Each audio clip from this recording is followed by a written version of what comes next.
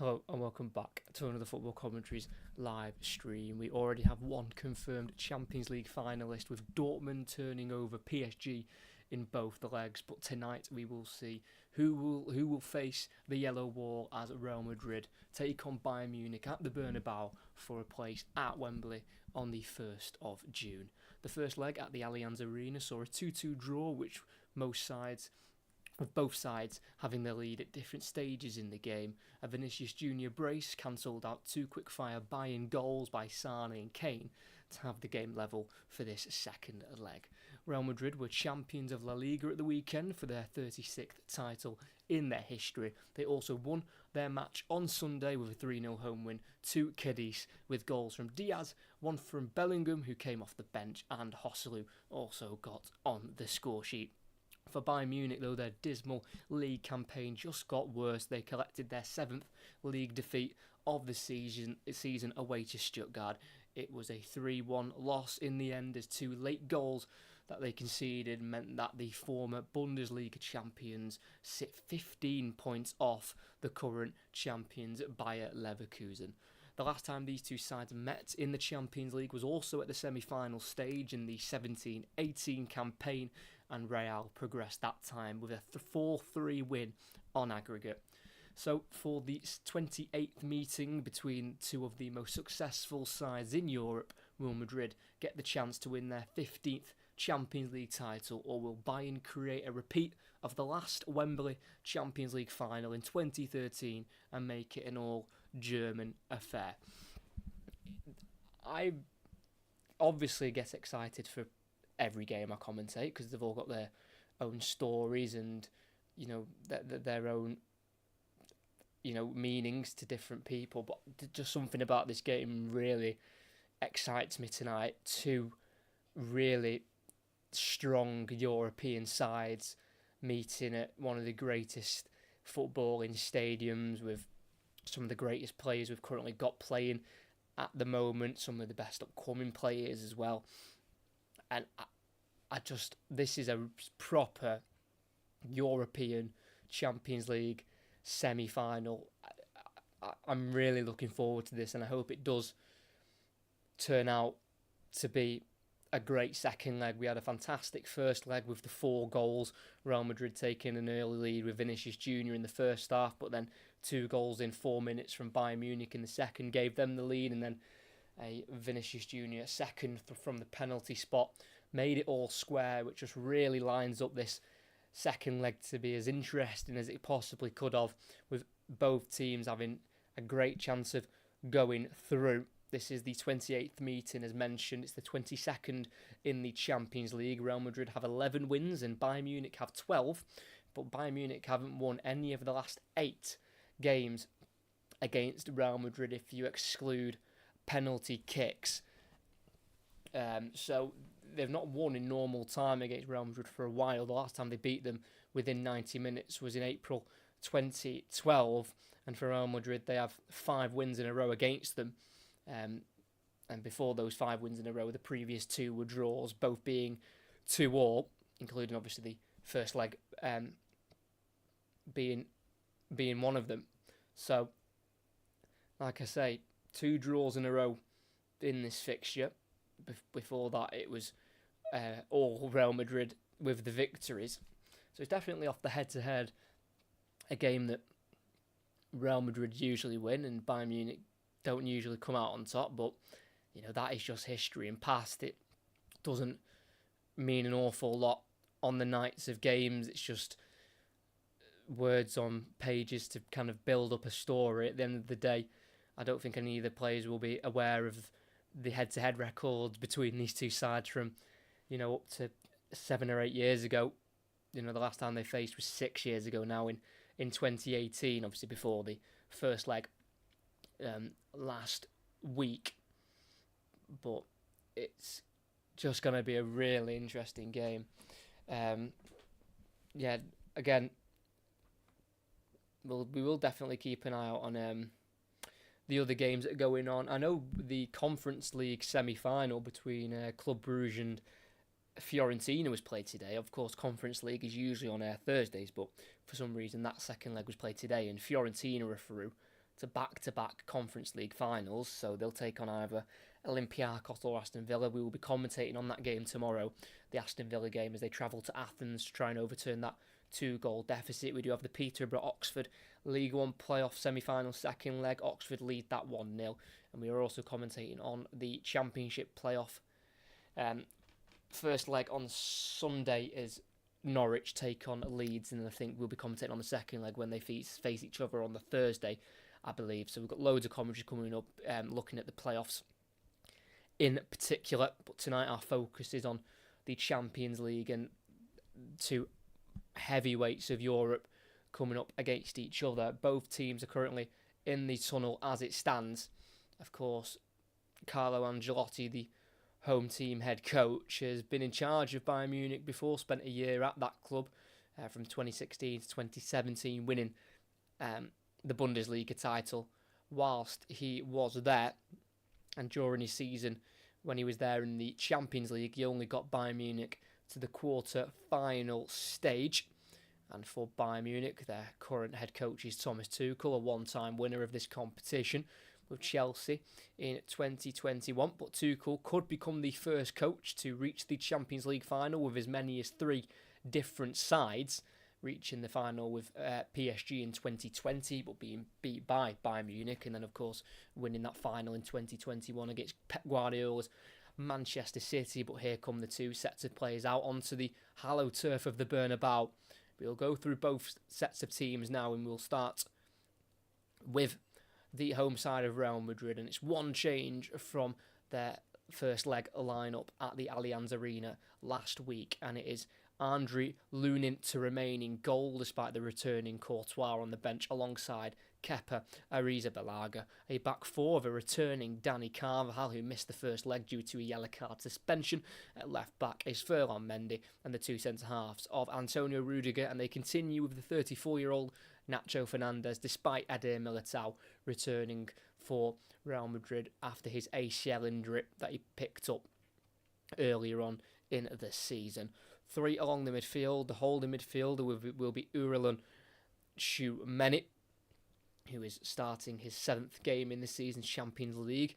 Did play centre-back the last time Real Madrid played here at the Bernabeu in the Champions League in that first leg quarter-final against Manchester City. In front of him will be Federico Valverde, who's making his 50th appearance in all competitions this season and making his 150th Champions League appearance. That is Toni Kroos, formerly once himself of Bayern Munich. And then a formidable front three of Rodrigo on the right, Vinicius Junior on the left, and through the middle, supporting the two wingers, will be Jude Bellingham, who has never scored or won against Bayern Munich in his career. Obviously had plenty of battles against Bayern Munich whilst at Borussia Dortmund, but he's still not got the better of them yet. That could change tonight. And for Bayern Munich, they make 3 changes from last week's lineup against Real Madrid. And it is Manuel Neuer to remain in goal. Back 4 of Konrad Laimer, Eric Dyer, Matthijs de Ligt, and Noussair Mazraoui.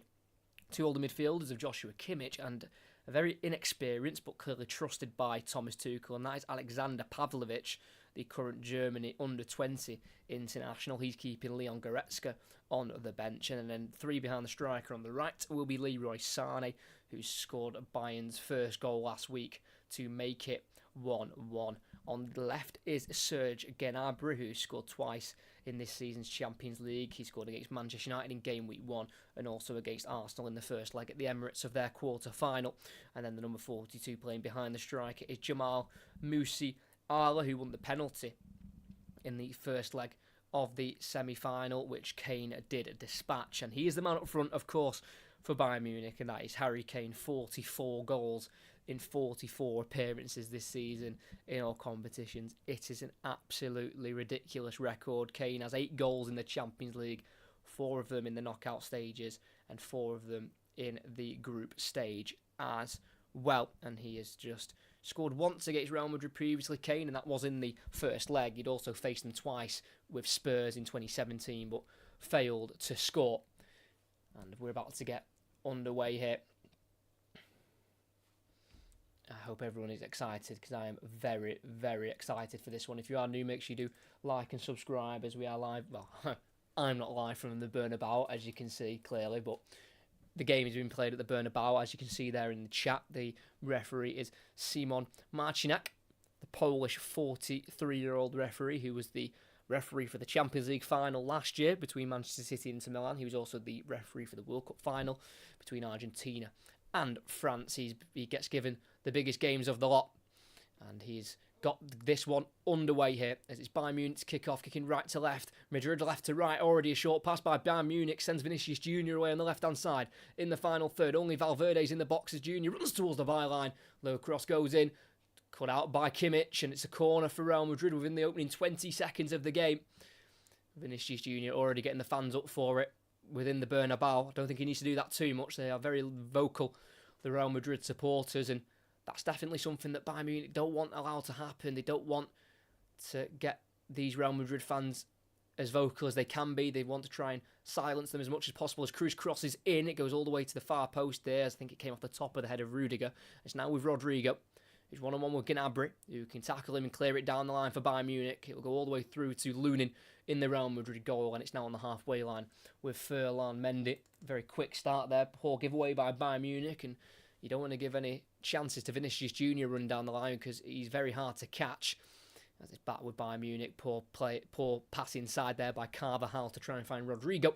And it's now Bayern Munich on the ball for the first time in the game properly. They only kept it for about 5 seconds from kickoff. As it's with their right back Kimmich running across the box and touching it towards De Ligt, who will clear up the pitch towards the halfway line to Kane. Does head the ball on in the centre circle, but Musiala can't get there ahead of Antonio Rudiger. And it's once again Real Madrid on the ball here, just outside their 18-yard box with the left centre-half of captain Nacho Fernandez. Do apologise that I've got the captains mixed up. Carvajal is not the captain.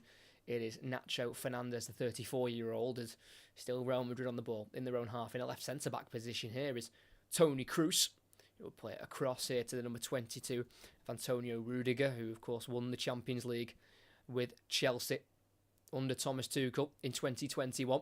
As they've given the ball away here, Real Madrid. Lima tries to find Sane in behind, chests it down, being held up there by Ferland Mendy, but not enough in it for the referee to give a foul.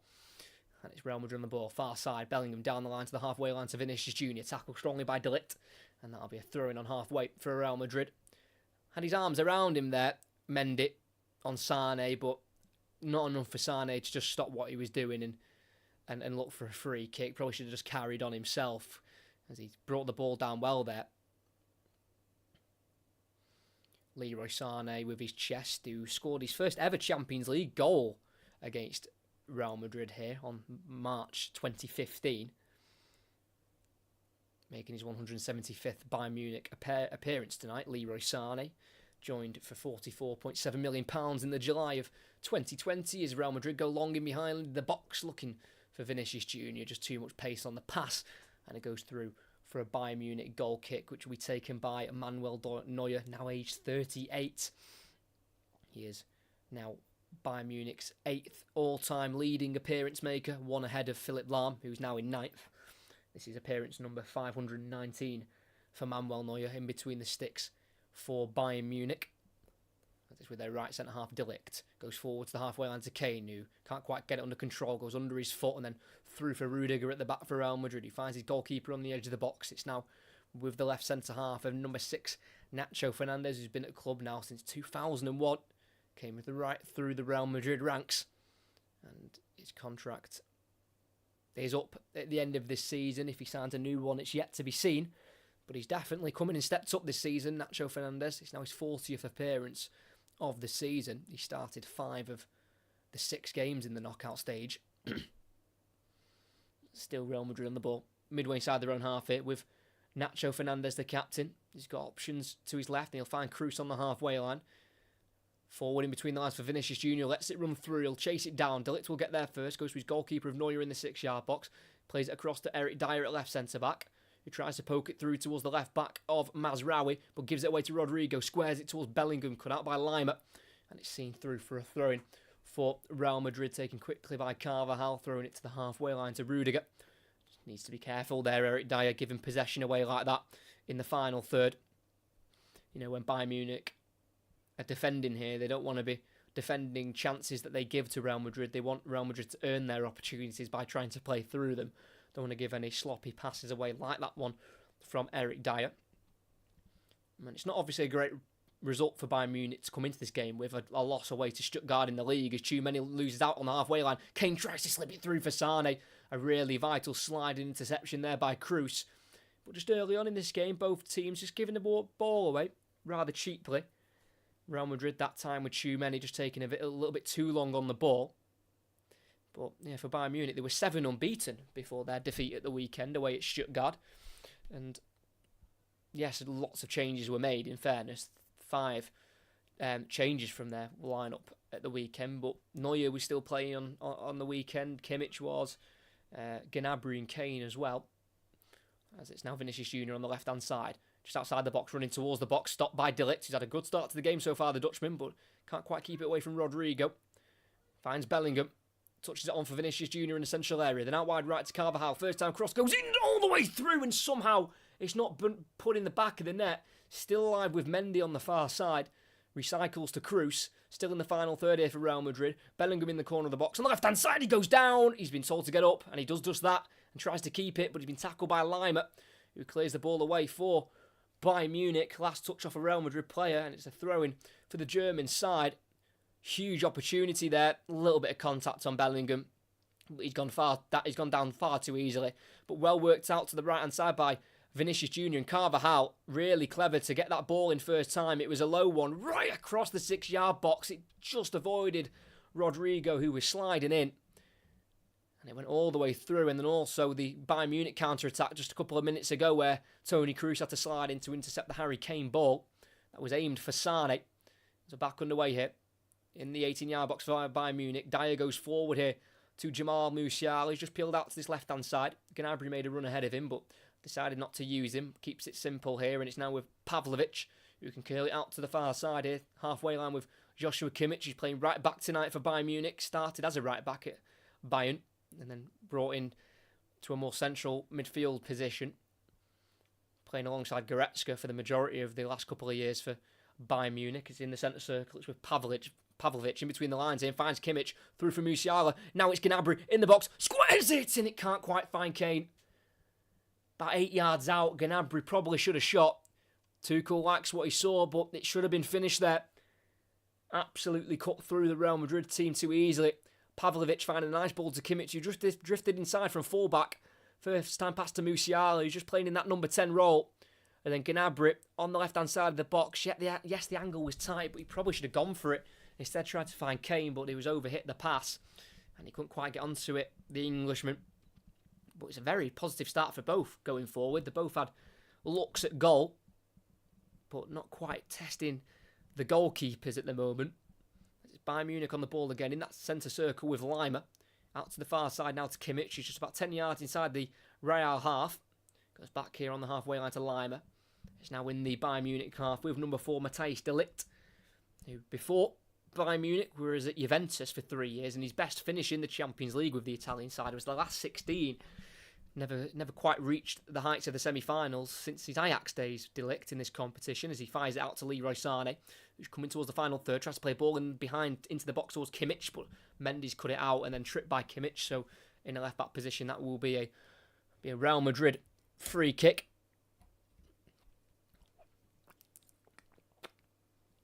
I'm pretty sure that was a cross by Gnabry that went low. But he definitely should have just had a shot there, because if the shot spilt, it would have probably been finished by a Bayern player, but not to be. As for Bayern Munich, it is just 2 games they've got left in the Bundesliga. They've got Wolfsburg at home in their final home game, and then they've got Hoffenheim on the last day.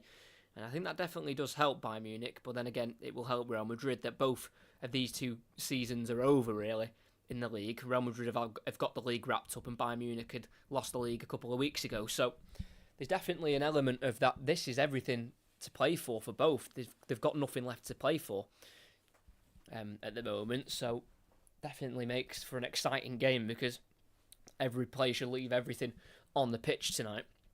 As Bayern Munich got it in a right back position with Kimmich, being closed down by Bellingham, goes to the goalkeeper of Manuel Neuer. A bit of time on the ball for the German international goalkeeper. 117 times he's played for Germany.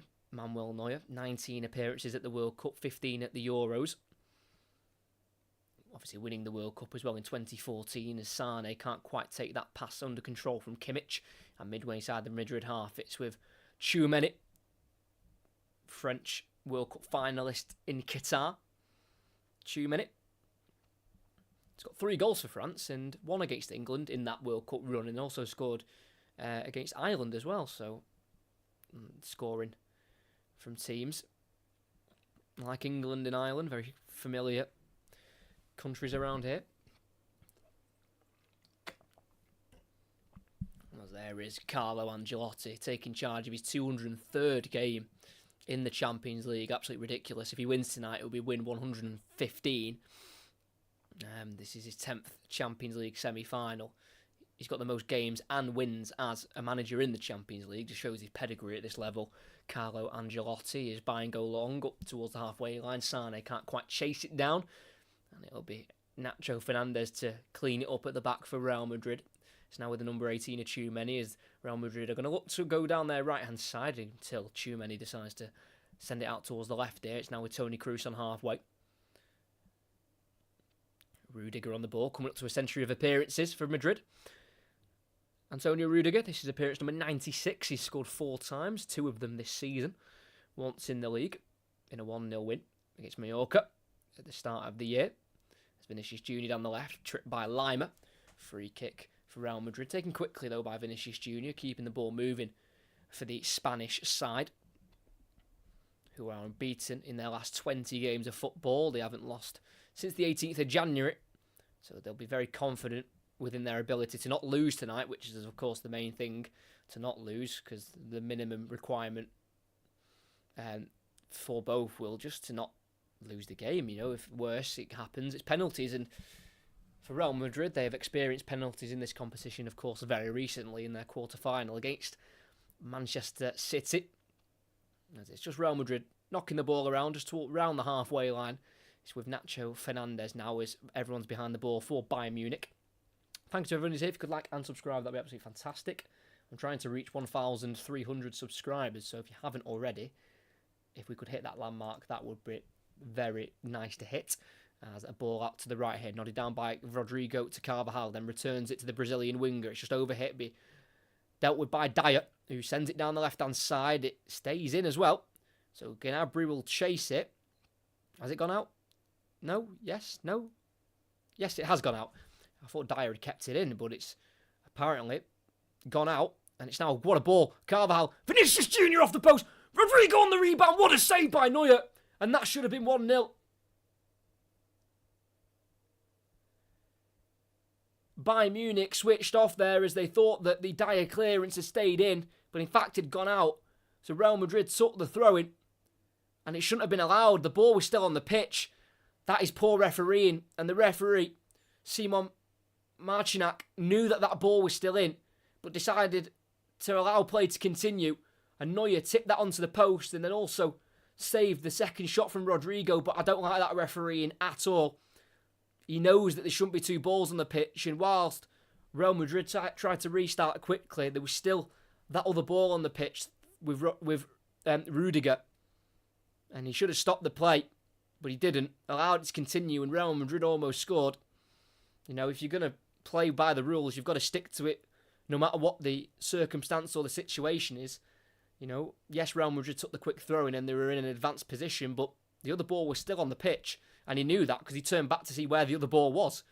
You know, if you're not bothered where that ball is, why turn to have a look? Do you know what I mean? So I think it's justice there that Manuel Neuer just made 2 fantastic saves to keep this at 0-0 on the night. It's been a brilliant start by both. The Santiago Bernabéu, of course, renovated very recently. The last time this stadium was changed around and renovated was in 2001, so it's been over 20 years since some work happened to this stadium. As it's Real Madrid on the ball at the moment, just inside their own half with Toni Kroos. Now out to the left hand side here to Mendy, forward to Bellingham, who can drive forward with it, pokes it to Vinicius Junior just inside the box. He tries to open up his body, and that's what he did, and he sent the shot towards the far corner, but very far wide in the end there by Vinicius Junior, who of course scored twice last week in this fixture. Just didn't wrap his foot around it there. What a save that is though by Neuer. from Vinicius Junior, who hit the post, and then Rodrigo on the rebound. Just hit it too close to Neuer. It was right at him, really. But it's still a good save nonetheless. Its appearance 140 for Manuel Neuer in the Champions League. He is 11th in the all-time list of appearance makers in this competition.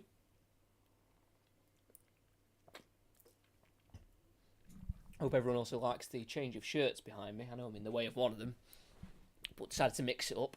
Got Napoli. I mean, what do we think of that shirt? I mean, I'll tell you now, I don't wear it out. It's a rascal one, isn't it? It was cheap. I found it on a website very cheap. It's quite out there, isn't it? It's almost like a snake kind of print vibe to it.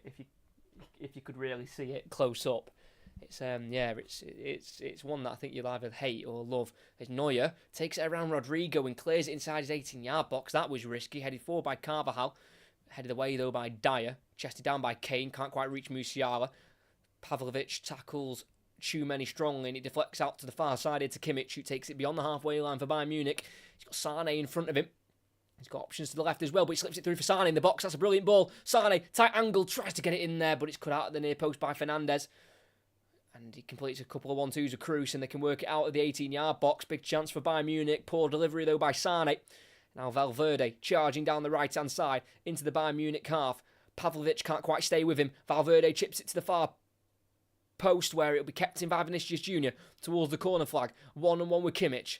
Here is Vinicius Junior onto his right foot, playing it to the edge of the area. Bellingham giving time to shoot, works onto his right foot, and then he does shoot in the end, and it's blocked, and it loops out to the right-hand side to Rodrigo for Real Madrid as they look to try and continue this attack.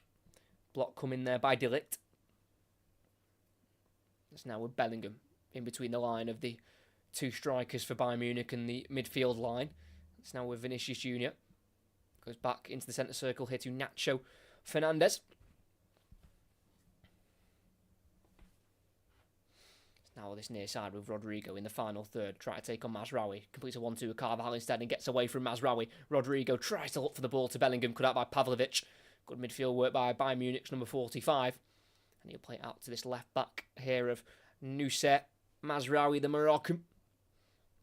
Started 3 games in a row now in the Champions League. Both against Real Madrid, and that second leg against Arsenal at the Allianz Arena. As here he's on the ball. About 5 yards away from the halfway line here, Mazraoui on this near side. Plays it simple, 5 yards to his right here to Alexander Pavlovic. Only his third ever Champions League start. He hadn't played any minutes in the last 3 Champions League games, Pavlovic, but he's been thrown in from the start in this one at the Bernabeu. Midway inside the Bayern half, it's Dyer going out to the left back, Mazraoui, then into the midfield to Pavlovic. It's now with Eric Dyer again. Only made 1 Premier League start before leaving in January for Bayern. We only played 4 times for Spurs before his exit. All 4 of those games were in the Premier League, but clearly had no inclusion in Ange Postecoglou's plans at Tottenham, that is for sure. Is still Bayern on the ball inside their own half. It's good closing down from Real Madrid, just keeping them in their own half, not forcing them any further forward here. It's with the right back Kimmich. Tries to go forward to Sane, loses out to Mendy, but that's due to an illegal foul there, and it'll be a free kick as there's a little bit of afters between Mendy and Lima. Referee comes in quickly to try and defuse the situation. Like I said, tonight's referee is Simon Marcinac. Seems like he is the referee of the moment at the minute, refereeing all the big games. As we just restart, that was diffused very quickly between Lima and Ferland Mendy. And it's now still in the Bayern half with Lima working it to the number 15 of Eric Dyer, who came through at Sporting Lisbon. Had to move to Portugal due to his mum's job, which included Portugal's hosting of the Euros back in 2000, back in the early 2000s. As it's Bayern Munich throwing here. About 10 or 15 yards inside the Madrid half on this near side, but thrown back by Mazraoui to find Eric Dyer. He will go forward here, long ball forward, headed away by Carvajal on the edge of the box, works its way to Valverde, flicks over towards Rodrigo, chested touch, gets away from Dyer, but tackled by Pavlovic, and then Dyer loses out to Tchouameni. Now Vinicius Junior in a central area, trying to get himself out towards the right-hand side, but stopped by Lima. Very good defending there by Lima, who's then tripped by Valverde. So just inside the Bayern half, it's a free kick. Won by Konrad Lima, the Austrian, brought in this season on a free from RB Leipzig, where he spent his last 6 years of his career at that club, as he'd spent the previous 7 at the RB Salzburg in Austria. Made the semi-final once previously, Lima, with Leipzig in the 2019-2020 season during that COVID time where it was just one-off semi-finals. Serge Gnabry running at Carvajal on the edge of the box on his right foot, just runs into traffic there of Tchouameni and gives the ball away. It's now with Kroos looking out to the left-hand side, finding Jude Bellingham, not quite been as involved as he would have liked as he tried to play a ball through and behind for Rodrigo. Slightly too far in front of him, and he goes through into the 18-yard box for Manuel Neuer. Quickly throws out into the Bayern midfield. It's now Lima to Musiala. Stays on his feet despite being tripped by Tchouameni. It's now with Sane on the right wing, one-on-one with Mendy. Plays it inside to his left to Kimmich, midway side the Madrid half. It's now with Pavlovic. Left back Mazraoui on the ball. Just finds his winger of Gnabry, then back to Mazraoui. Gnabry again. Just about keeping the ball away from Carvajal. It's now on the halfway line with Dyer. Goes to the right here to De Ligt. Sane's coming short to offer himself, and he finds Sane, has to run back into his own half there, and he finds Dyer at left centre-back. He will be pressed by Rodrigo. Plays a ball into Pavlovic. Now with the left-back Mazraoui. Keeping it well by him, but Real Madrid also pressing well. Like I said, they're just not allowing Bayern Munich in advanced areas in their own half here. Which is, of course, exactly where Real Madrid don't want Bayern Munich to be, deep in their own half, as Lima does receive the ball here on the right-hand side. Bit of space for him to run into. He's got Sane in the box. He'll look for him. Again, the pass just too far in front of him. Sane got a touch to it, but couldn't quite get it under control, and it's been touched out for a goal kick. As Bayern Munich tonight are in their away kit. I know I've got them in red and white on screen, but they are in their black and purple strip tonight, and of course Real Madrid in their white and little bits of navy blue within the kit, as Bellingham pulled down by Lima. Free kick for Madrid, just on the far side, inside their own half. Like I say, Jude Bellingham, not a great record against Bayern. Not many teams do in Germany, but he's never got the better of Bayern Munich, and he's never scored against them as well in 9 previous appearances. But interesting stat that I've just seen, that this season Bellingham has scored 22 goals in all competitions. He only scored 24 for Dortmund altogether, as Rodrigo's behind in the box, needs to get the pullback right, finds Vinicius Jr., but again the pass just too heavy for him, couldn't control it, cleared by De Ligt, and the chance evaporates rather quickly for Real Madrid as Rodrigo was away on the right hand side there. It's now on the opposite flank here with Mendy, finding Vinicius Jr., midway inside the Bayern half, bringing it forward, finding Bellingham, works it to Mendy, then a lifted ball into the box, can't find Vinicius Jr., headed behind for a throw-in in the final third for Real Madrid by De Ligt. And they quickly take it. Mendy playing it down the line for Bellingham. Keeps it in. Spins. Going down the byline. But eventually it goes out of play. Couldn't quite keep it in the end. And it's a goal kick for Bayern Munich. 23 minutes in. It's Real Madrid 0. Bayern Munich 0. 2-2. On aggregate at the moment. But all of the goals scored at the Allianz Arena. Mazraoui, though, was the one diving in there on Rodrigo, who got away on the right, and again his pass just wasn't great to Vinicius Jr. I think it was a bit too hit as Kane loses out to Kroos. Real Madrid restart with their Ukrainian goalkeeper of Andriy Lunin, who is now the number 1 for Ukraine in goal, played all the minutes in their Euro qualifying in the semi-final and final stages where they qualified for the Euros in the summer. With Nacho Fernandez, Real Madrid's number 6, scored twice in this competition, once at home against PSG in the 2015-2016 season. The last time he scored in this competition was away from home, back in the 17-18 season. As Pavlovic lifts the ball towards Dyer on the edge, who needs to deal with this. He can only hook it away to Bellingham on the edge of the area, turns on De Ligt, back to goal now Bellingham to keep it. He works it well and sends it to the right-hand side to Valverde. Brilliant play from Bellingham. Valverde driving inside, into a central area, tries to go forward to Vinicius Jr. to flex away from him, but to Kroos, whose pass loops in the air off Lima. And both him and Valverde go for it, both miss out. It's eventually Pavlovic to head away to Musiala, works it to Kane, who's then tripped by Carvajal. That'll be a free kick for Bayern Munich.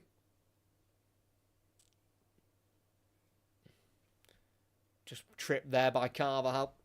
Kane, who's of course averaging a goal a game in a Bayern shirt. Absolutely ridiculous stats from the 30-year-old Englishman. If he scores tonight, Harry Kane will be 30th in the competition. 23 of them have been scored in the group stage. But he's started scoring in the knockouts this season. He's got 4 in the knockouts so far. There's Sane. Can't quite get on the end of the Kimmich ball forward. Just shrugged off the path of the ball by Ferland Mendy. And 25 minutes in, we're still 0-0 in the game. Both teams, I think, have settled quite nicely into the game. Real Madrid just having a little bit more of the ball, but Bayern also looking dangerous at times. As Bellingham, as far left as he can go on the pitch, has it for Real Madrid. Holding it up at the moment, going forward to Vinicius Jr., who's running one-on-one with De Ligt towards the byline, but it's a good tackle, again, from the Dutchman. Sliding in and timing it right. He's had a good start to the game so far, Matthijs De Ligt, the number 4. Just 24 years of age, not really been used an awful lot this season. This is just his 28th appearance in all competitions from a possible 47. Serge Gnabry's down here for Bayern Munich. Not a great sight for the German side. He was predicted by Tuchel that he'd score in the first leg. Didn't quite happen for Gnabry, but it might look like he might not be able to score in the second leg. It might be a early exit for Serge Gnabry, who has struggled with injury this season. This is just his 20th appearance of the campaign. He was out injured from September to October, then December to March, and then has missed a little bit of April as well. Only his 10th start of the season.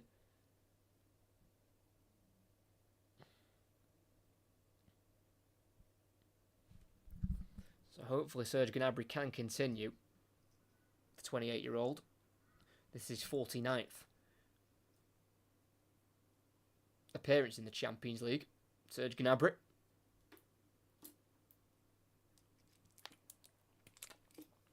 Three of those appearances were for Arsenal, surprisingly, as he cannot continue. That is really disappointing, and he'll be replaced by Alphonso Davies, the Canadian fullback. So I'm presuming he'll be playing left wing. Don't really have any other out-and-out wingers by Munich that you would probably trust on this stage. They've got the Spaniard who they brought in January from Granada, Brian Zaragoza, but he's only played 5 times this season for Bayern since joining in January. They were all off the bench in the Bundesliga. Got Matthijs Tell as well, who can play out wide as Vinicius Jr. goes for a very audacious overhead kick there in the box. Doesn't create contact, cleared for Bayern Munich up towards Kane, who is been fouled on halfway by Rudiger, being held up by the German. But yeah, and then you've obviously got Matthijs Tell, the young Frenchman, but he's only 19, not got many starts this season for Bayern Munich, just 8 altogether. So in terms of experience, despite only being 23, Alphonso Davies is probably the best bet to play out wide on that left wing. He started as a left winger, but moved back to left back under Hansi Flick as Kimmich crosses in the box here, put into the air by Fernandes and hits on the volley by Kane. Takes a slight nick and goes just wide of the post. Harry Kane almost giving Bayern Munich the lead there. Ball in by Kimmich, not dealt with great by Nacho Fernandes, just bounced off his right boot and then just fell into the air for Kane, who just caught it so nicely on the edge of the box with his right foot. And it's a brilliant save in the end. Tipped around the post by Andriy Lunin, the 6'3" Ukrainian goalkeeper. And he has kept this at 0-0 because that was going right into that bottom corner. Brilliant save from the Kane volley. But Bayern Munich still have an opportunity to score here from the corner that they've won. It'll be an outswinger from the far side by Joshua Kimmich. Right arm raised. Ball delivered into the 6-yard box. Easy catch for Lunin. Poor delivery in the end, and he's going to throw it quickly here, Lunin. Looking to try and set away Vinicius Jr., but a brilliant interception on the halfway line by Musiala, who just about stopped that ball through. You can see what Lunin was trying to do, but even if Vinicius Jr. got to that ball, he would have been rather isolated, the Brazilian winger. So it's Bayern back on the ball on the halfway line with Pavlovic. Just keeping it simple to Eric Dyer, who goes forward towards Kane. It's not directed close enough to Kane for him to win the ball. It's won back by Real Madrid with Nacho Fernandes. And it's now with the number 22 of Antonio Rudiger, who's now been involved in the German setup for just coming up to 10 years now. Antonio Rudiger, 68 appearances for his nation. Of course, he'll be a part of their squad going into those home Euros in the summer, which is exciting for the German national side. It being a home Euros for them. So we knocked out of the last 16, weren't they, in the previous Euros by the host nation, which was England. I mean, England wasn't the only host nation, but they hosted the majority of the matches. Back in 2021, Kroos, big switch out to the right, and he works. Controlled by Carvajal, nicked forward to Rodrigo in the final third. Crosses, loops up in the air off Davies, headed in by Carvajal. Tchouameni's got his back to goal, but he can work it to Rodrigo. It's now in the central area to Kroos, about 25 yards away from goal. Works it to the right to Valverde, then forward to Carvajal, who restarts here with Rudiger, furthest back from Madrid, just inside the Bayern Munich half. Nacho Fernandez on the edge of the centre circle, going to his right here to Rudiger. Then forward and out wide still to Carvajal. Valverde, looking for a ball across the pitch towards the edge of the box, but he's been cut out, and then Kane sets Sane away. He's going to chase it down, but he won't beat Nacho Fernandez to it. On his bike quickly there, the 34-year-old, just about having enough pace on Leroy Sané, who is known for his very quick running speeds. I think he runs through the family, Leroy Sané. I'm pretty sure his mother was a sprinter when she was younger, if I'm not mistaken. As on the left wing position in the final third, it's with Ferland Mendy for Real Madrid. Plenty of Bayern Munich bodies back. He's got Kimmich in front of him, so he's forced to go back here to Toni Kroos. Plays a crossfield ball out to the right towards Carvajal. It's just about hit with the right amount of pace for Carvajal to chest it down. But he keeps it moving here. So we're back to the halfway line with Rudiger, finding his centre-back partner of Fernandez. So now with Kroos, bit of time on the ball. Works it out to the far side here to Mendy. Touches it first time into Rodrigo. So now with Kroos again. Everyone behind the ball for Bayern Munich. As Kroos assesses the options. And plays it to his near side to Carvajal. Loads of time on the ball for Carvajal, who will deliver a cross into the box. It's headed away by Dyer. Kept alive by Kroos, nodding it out wide left here to Rodrigo, who just switched flanks for now. Now Tchouameni. Kroos into Rodrigo, edge of the box. He's allowed to shoot, blocked again. Drops to Kane. Kane's got his head up here. Davies on his bike. And it's a poor pass from Kane. And Tuchel ain't happy. Not at all. Really poor pass that from Kane, who we know can find a pass. He was a real creative spark for Tottenham last season.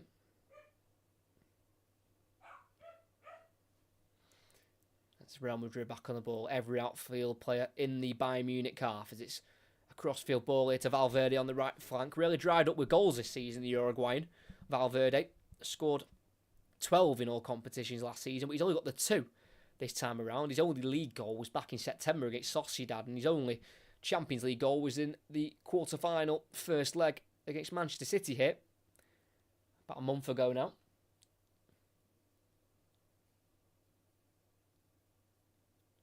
Still Real Madrid halfway line. Tchouameni works it to the right here to Carvajal. A couple of seconds on the ball, and then he tries to go into the space down the right flank, but no one's chasing that one down. He'll go through to Manuel Neuer.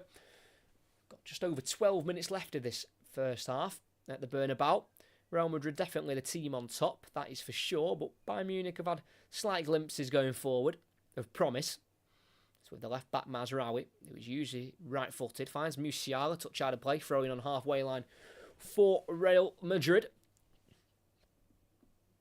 As for Bayern Munich, they have 0 clean sheets in their previous 16 games against Real Madrid. Their last clean sheet was back in May 2001 in a Champions League semi-final first leg. So, based off past results, it's a pretty much almost a nailed-on guarantee that Real Madrid score tonight, and it's just if, Bayern Munich can score the other way themselves. It remains to be seen how it'll all pan out tonight, as this is Real Madrid's 50th game this season in all competitions. 34 in La Liga, 12 in the Champions League, 2 in the Copa del Rey, and then 2 in the Super Cup as well. As a header away on the edge of the box by Bayern Munich finds Kane, who's on halfway. He's got Davies making a run ahead of him. Kane tries to go on his own, overruns it, and then the last touch comes off the Englishman. And out for a throw-in. It's just not quite got up to the speed of the game yet, Harry Kane. I know he nearly scored about 5 minutes ago. That shot that was saved by Lunin, which looked to be going into the bottom right corner. But his passes have just not quite been at it so far. Just over 10 minutes left of this first half here at the Bernabeu. Still 0-0 on the night, 2-2 on aggregate.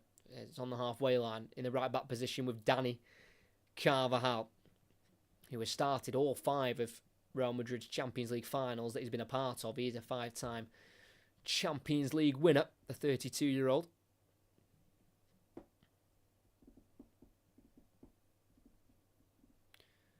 Bellingham just drifting out to the left flank, linking up with Mendy.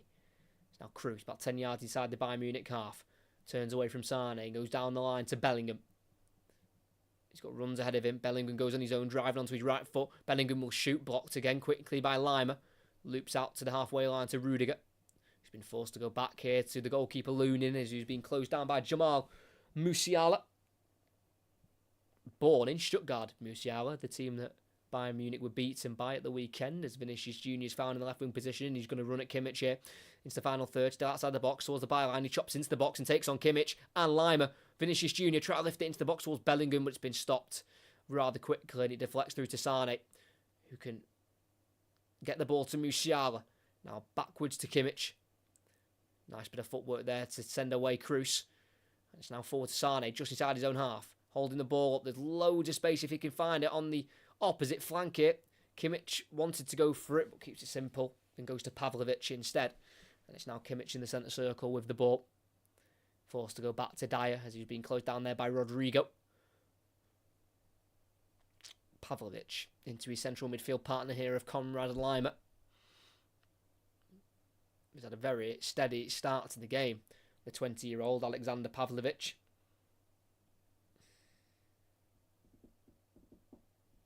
Just his 20th ever Bayern Munich appearance for the 20-year-old, all coming this season. De Ligt on the halfway line. On the right-hand side, forward to Sané.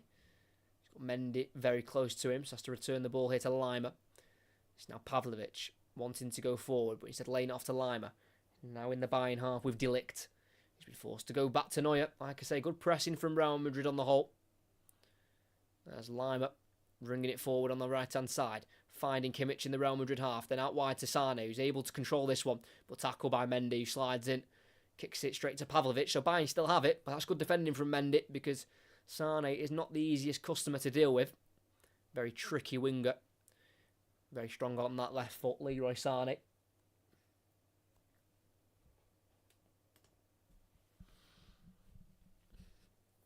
Lima. It's now in the centre circle here with Eric Dyer finding Mazraoui. He was a part of that Ajax side who reached the semi-finals in 2019 under Ten Hag. Sorry about that noise. As Kimmich in a more holding midfield position here. Finds Lima in behind Bellingham. Lima has it, lays it off for Musiala, about 22 yards from goal. Finds Lima on the edge, tackled by Bellingham, it drops to Valverde.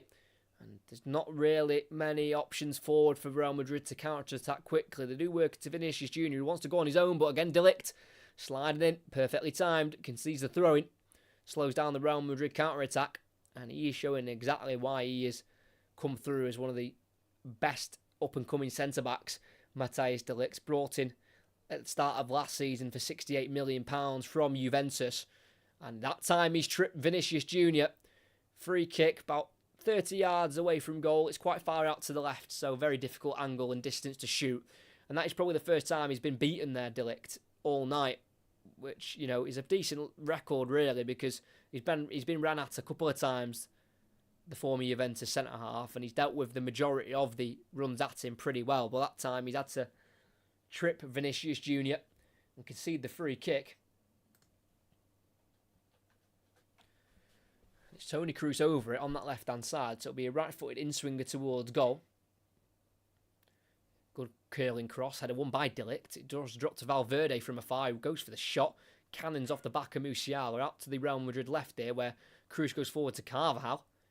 Then out to the left here to Vinicius Junior on his right foot, delivering a cross in, and it goes all the way through and tipped past the post by Neuer. Really good reactions from the Bayern Munich captain. Almost went all the way through. Such a teasing cross by Vinicius Junior. Rodrigo failed to make contact with it, I believe. Yeah, no touch right the way through, and Neuer just about able to palm it behind the post. Almost the opener in the game in this second leg. Not to be with 5 minutes to play.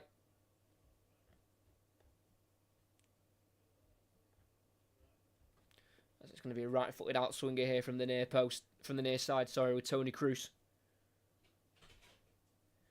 In it goes towards the near post. It's a low one and it's blocked by Mazraoui as Fernandes tried to just swivel and shoot towards goal. So it's going to be Toni Kroos again, trying to haunt his former side from a set piece.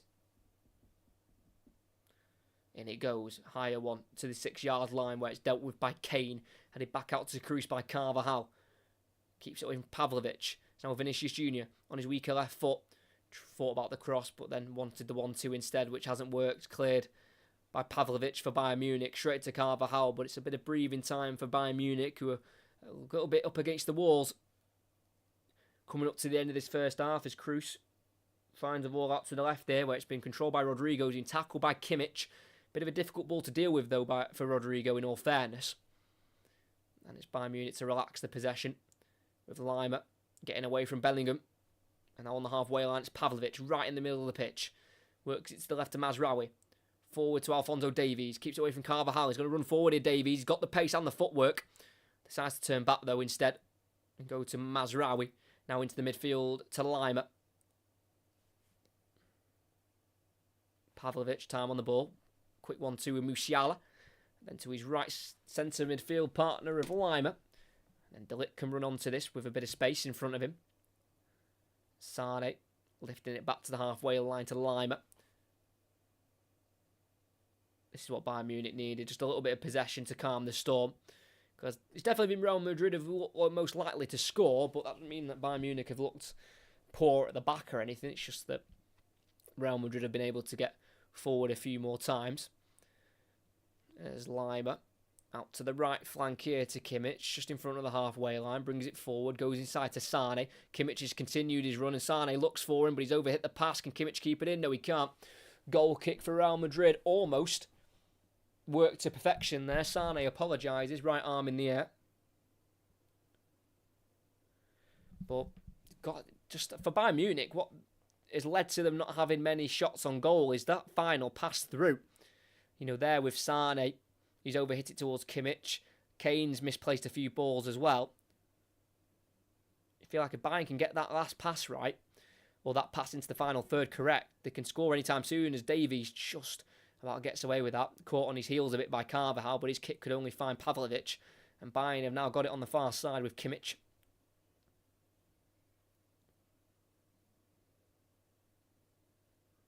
Inside the centre circle in the Madrid half. Pavlovic just goes to Eric Dyer at left centre-back here.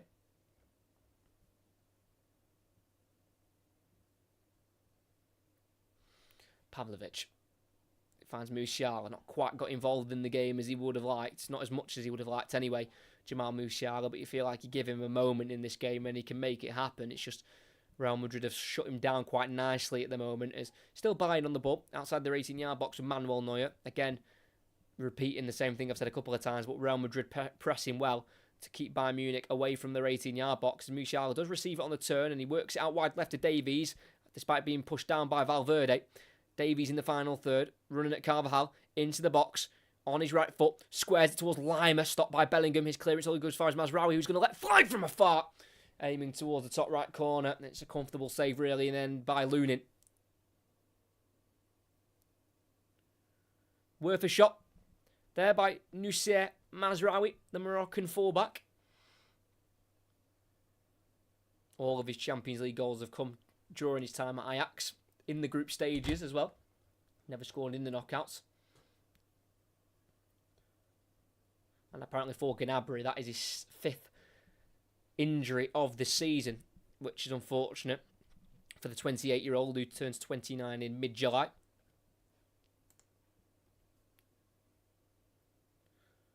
Minute left of the first 45, plus any added on time we might get from the Polish referee of Simon Marcinak.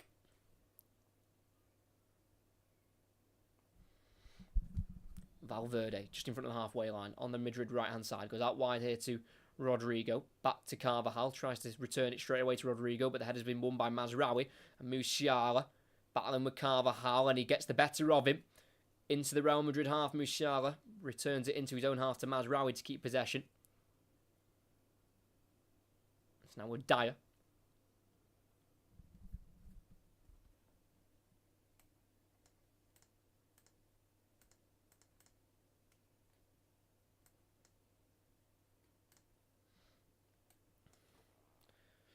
eventually losing out.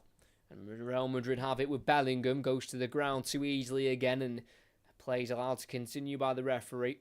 It's now midway inside the Bayern Munich half here in the central area with Lima. 1 minute added on here by the referee. In the first half, that I wouldn't say has been cagey. Just no, not too many big clear-cut chances. Bayern trying going behind, looking for Davies on the left-hand side, cut out by the head of Carvajal, but they lose it almost immediately, Real Madrid.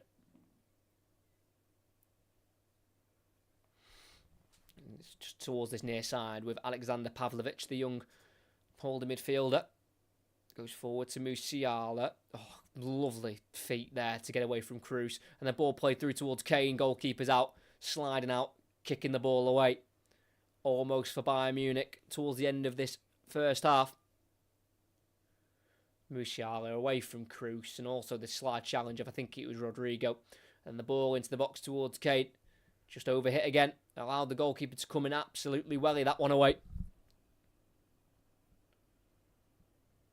And after 46 minutes of the first half, the referee blows for half-time, and it is Real Madrid 0, Bayern Munich 0. It's still 2-2 on the aggregate scoreline, and we've definitely had chances in this game, that is for sure. The better of those chances coming towards Real Madrid, it must be said. And the two biggest chances came within the 13th minute. A clearance from Dyer looked to have stayed in, but apparently went out. Real Madrid took a quick throw in the final third into the box where Vinicius Jr. worked a shot towards the far post. It was tipped onto the post by Neuer, and out it came to Rodrigo, who about 8 yards out had a shot towards goal himself. But unfortunately for Real Madrid, he hit that one straight at Manuel Neuer. Bayern Munich have also had a chance of their own. It was a really good strike from Harry Kane on the edge of the box in the 28th minute. Looped out to him, he hit it on the volley, and towards the bottom right corner, it was tipped behind the post by Andre Lunin in between the sticks for Real Madrid. But also the shots for Real Madrid didn't stop there. 5 minutes before the break, what looked to have been a cross by Vinicius Jr. turned into a shot, nearly went all the way through beyond Neuer, who was able to dive across and just tip it behind the post. That could have been a really unfortunate goal for Bayern Munich to concede. It's been a game where both teams are definitely involved in it, despite Bayern Munich not having as many chances and not as much as the possession. They're still in it for sure. It's definitely Real Madrid, the team on top, and at half-time at the Santiago Bernabeu, it is Real Madrid 0, Bayern Munich 0. So still all square on aggregate and on the night. But Bayern Munich are definitely just having those little glimpses where you can see where they can hurt Real Madrid with the passes in behind, looking for the likes of Davies and Sane. A lot of Harry Kane's passes have just not quite come off tonight, which isn't like Harry Kane. Usually very consistent with his passing. But at the minute, it's 8 shots for Real Madrid compared to Bayern Munich's 2. And they both had 2 on target. The 2 shots from Bayern Munich, one from Harry Kane's volley. And then just before the break, we had a Mazraoui shot towards the top right corner, which was pretty comfortably saved in the end by Lunin. Well, I think for me, the biggest chance of the lot for Real Madrid will probably the double chance he had where Vinicius Jr. hit the post through the Neuer save and then Neuer save and the Rodrigo rebound. But also that one from Vinicius Jr. from the left wing, that ball that went from cross to shot. They're really difficult for goalkeepers to deal with. If they see them late, they can easily just find their way through. But despite the late bounce, he was able to tip it behind really well. And at the moment, it is 0-0 on the night. And it is 2-2 on the aggregate scoreline.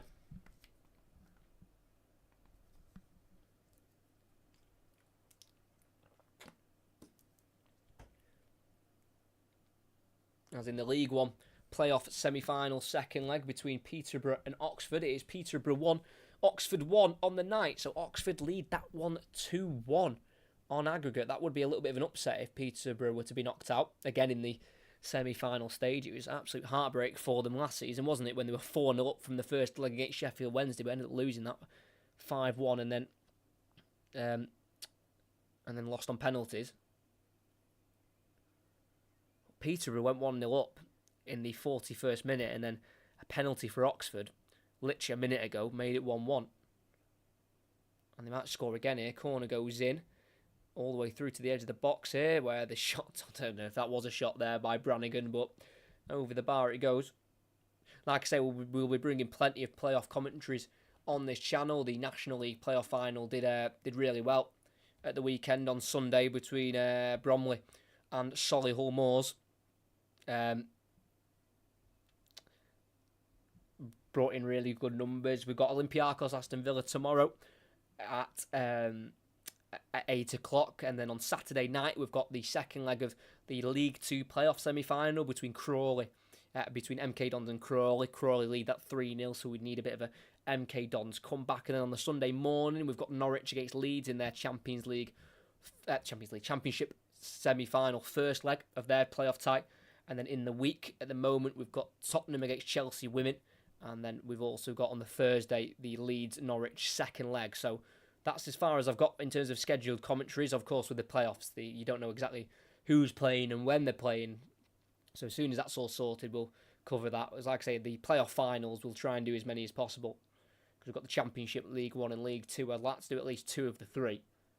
Obviously, all 3 would be brilliant, but we'll have to just wait and see.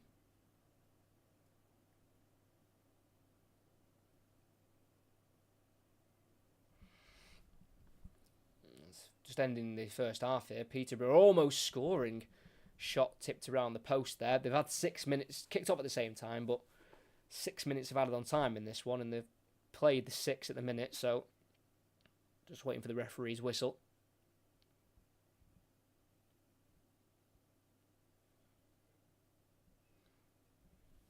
Thanks to everyone who's liked. If you haven't subscribed, please do. Like I say, I want to try and reach 1,300 subscribers if we haven't already. We might have already. Yeah, we have. Thanks to everyone who has subscribed. That's a brilliant little landmark to hit. Every 100 subscribers is always nice landmark to hit. So on to the next 100. Hopefully we can reach 1,400 pretty soon. Of course, on the channel as well, we will be covering the Euros in the summer, which I am very much looking forward to. That should be a cracking month of football. But as Peterborough also at half-time, so Peterborough 1, Oxford 1, 2-1 on aggregate to Oxford. We've still not had any scoreline in our game at the moment, but it's definitely been an intriguing watch. Real Madrid, the team on top with the more chances, but Bayern Munich just being very calm, in and out of possession. They don't exactly look nervous or on the ropes at all. You know, they're not letting that show. And in fairness, you know, at the Santiago Bernabeu, you would expect Real Madrid to probably have the majority of the chances. Real Madrid haven't lost here since Thomas Tuchel's Chelsea side came here and beat them 3-2. But it was enough for them to go through on aggregate because they won the first leg 3-1. So it's been well over 2 years now since Real Madrid actually lost at home in the Champions League. They actually lost twice at home that season in the Champions League, of course, to Chelsea and Tuchel, but they also lost to FC Sheriff at home, which was rather surprising. 2-1 defeat.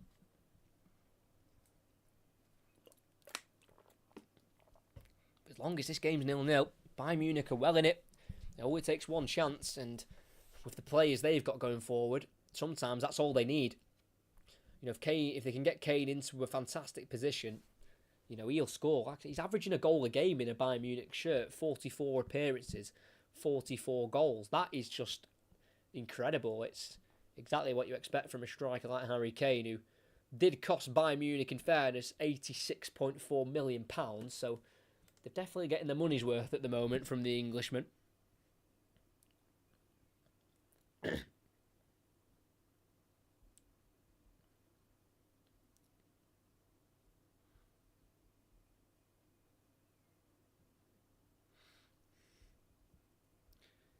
The second half of this game, we'll be getting back on the way in about 5 minutes' time. If you've got any questions in the chat or anything you want to talk about, please put them in the chat right now. If you want to become a member as well, you can do £5 a month. You can become a star player member. Bit of a link there to Football Manager. And you get a weekly members only podcast, a bit of extra content, and you get a few stickers as well you can use in the chat. if you'd like. I think we've got a yellow card sticker, a red card sticker, a VAR sticker as well. I'm pretty sure. I don't know if I can use them myself. I think I can. Yeah, I can put... So, yeah, here we go. So there's the VAR one that you can use. You've got a red card one there that you can use. And then there's the yellow one. So if you want those little perks as becoming a member, you can become a member next to the subscribe button on PC. And if you want to do it through a phone, you have to do it through Google and Safari and sign in on your YouTube through that. But yeah, that's the little perks you get if you're interested. Just $5 a month, and like I say, you get a free podcast every week, every Thursday, every Friday. They are posted, but I record them on the Thursday night, so I'll be recording the next one tomorrow. The first two have been about run-ins. So the first one was about the Premier League title run-in when Liverpool were in it, and we only uploaded that 2 weeks ago. Shows how quickly their season's derailed. Yeah, we spoke about the Premier League run-in, Arsenal, City and Liverpool, who was going to win the league, gave my opinions on that. And then the episode from last week, we talked about the Champions League, who might win the Champions League. I don't want to give anything away, actually. Become a member and you can find out what my predictions were for the Dortmund game and the and this game as well. I do remember my predictions for this one, but if you want to find out yourself, then you can become a member. It helps support the channel as well, as we want to try and take this channel to the next level for next season, as we've really done a lot of work this season, getting it to this point, getting monetised and being able to, get money from my content. So hopefully with that money, if I earn enough, we can start putting it back into the channel and really making this channel even better than it already is. I feel like we've got ourselves to a good level. Commentating loads, like the setup's brilliant as well. My mate Ben, who did this setup, as you can see everything on screen, he did that, set it up. His link or his social media name is in the description. If you want any thumbnails, posters and everything, he does the lot. He's really good at the graphic design stuff. Definitely something I can't do, as you can tell by the thumbnails I make. But he's made me a very nice layout here. So yeah, any support is very much appreciated. And I'm hoping we get a really exciting second half where, of course, 0-0 might seem a little bit dull, but it's not really been that dull of a game. I think it's been a rather interesting watch, in all honesty, because you've got to remember, in the second leg as well, where it's all level, there's a lot to lose and, of course, a lot to gain. So it's almost a question of how much do you want to give to try and get the reward, because if you give too much, then that could sometimes bite you, and you can, concede for maybe going for it too much, and then you end up losing. So it's just trying to understand the levels of how much risk you take to try and win, balanced up against the risk of possibly maybe losing or going behind in a game as well. But we have had one change so far. It was an early change. Serge Gnabry was forced off with injury. He was replaced by number 19, Alphonso Davies, who's making his 40th Champions League appearance. Never scored in the competition. Alphonso Davies has 9 for Bayern Munich since he joined in January 2019 from Vancouver. He's got the 1 this season. And that was in the Bundesliga against Augsburg in late January. Made his breakout year in 2019-2020, Alphonso Davies, when Bayern Munich won the Champions League during the COVID times. And that's it. I'm not just saying this. That is one of my favourite Bayern Munich teams. I mean, one of my favourite ever teams I've watched personally in my life. That Hansi Flick Bayern team in the 2019-2020 season was just so good to watch. They were so effective, so efficient with their attacking and their defending, and I just really loved that Bayern Munich side. And I think that era of Bayern Munich under Hansi Flick, when they won the Champions League, that everything that they were about was epitomised when they beat Barcelona 8-2. That was no fluke that they won 8-2. Of course, they were taking on a Barcelona side that wasn't the Barcelona of old, but still, it had Lionel Messi, it had Luis Suarez, it still had plenty of quality, but that Bayern Munich team is just absolutely incredible, and showing exactly how good they are by beating that Barcelona side 8-2.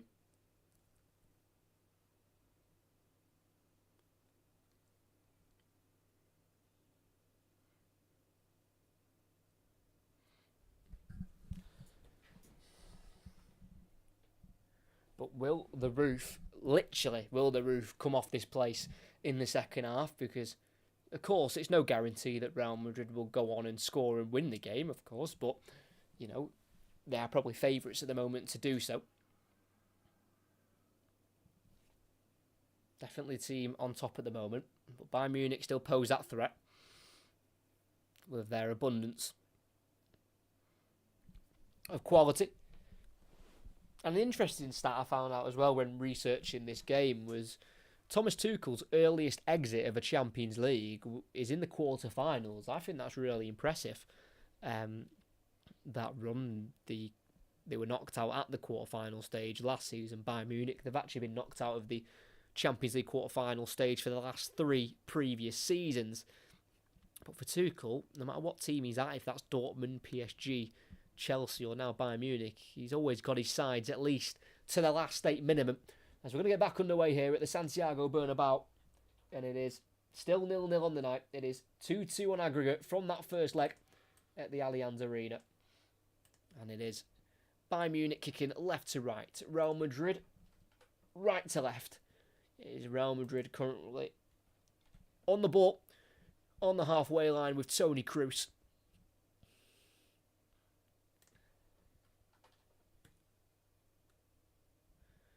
It's now with the right centre half of Rudiger. It's Carvajal on the far side. Back to Rudiger as Bayern Munich set up in a 4-4-2 shape when defending and without the ball. As Madrid have worked at this near side to Vinicius Junior, just about kept it into the final third. He's been doubled up on here by Sané and Kimmich. Works it to Mendy.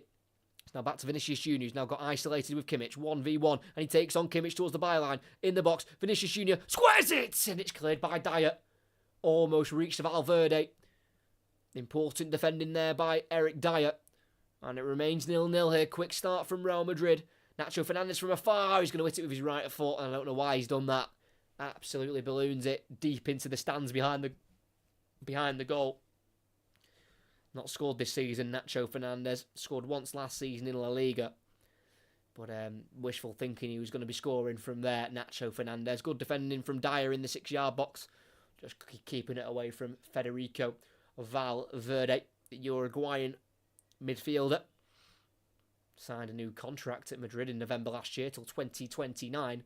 As he needs to be doing some defensive work here because Alphonso Davies is running away here in the box on the tight angle. He's going to go for the shot, which deflects off the roof of the net and out for a corner.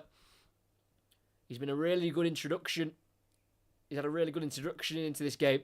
Alphonso Davies on that left wing position, having to replace Serge Gnabry. He's got so much pace, but he also backs himself on the ball.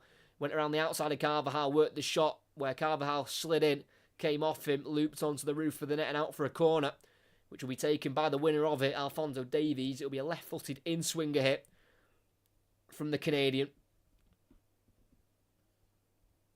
Delivers it into the box. It's a header away, though, by Nacho Fernandes. Good control, though, by Kimmich. He's one of the furthest back here for Bayern Munich.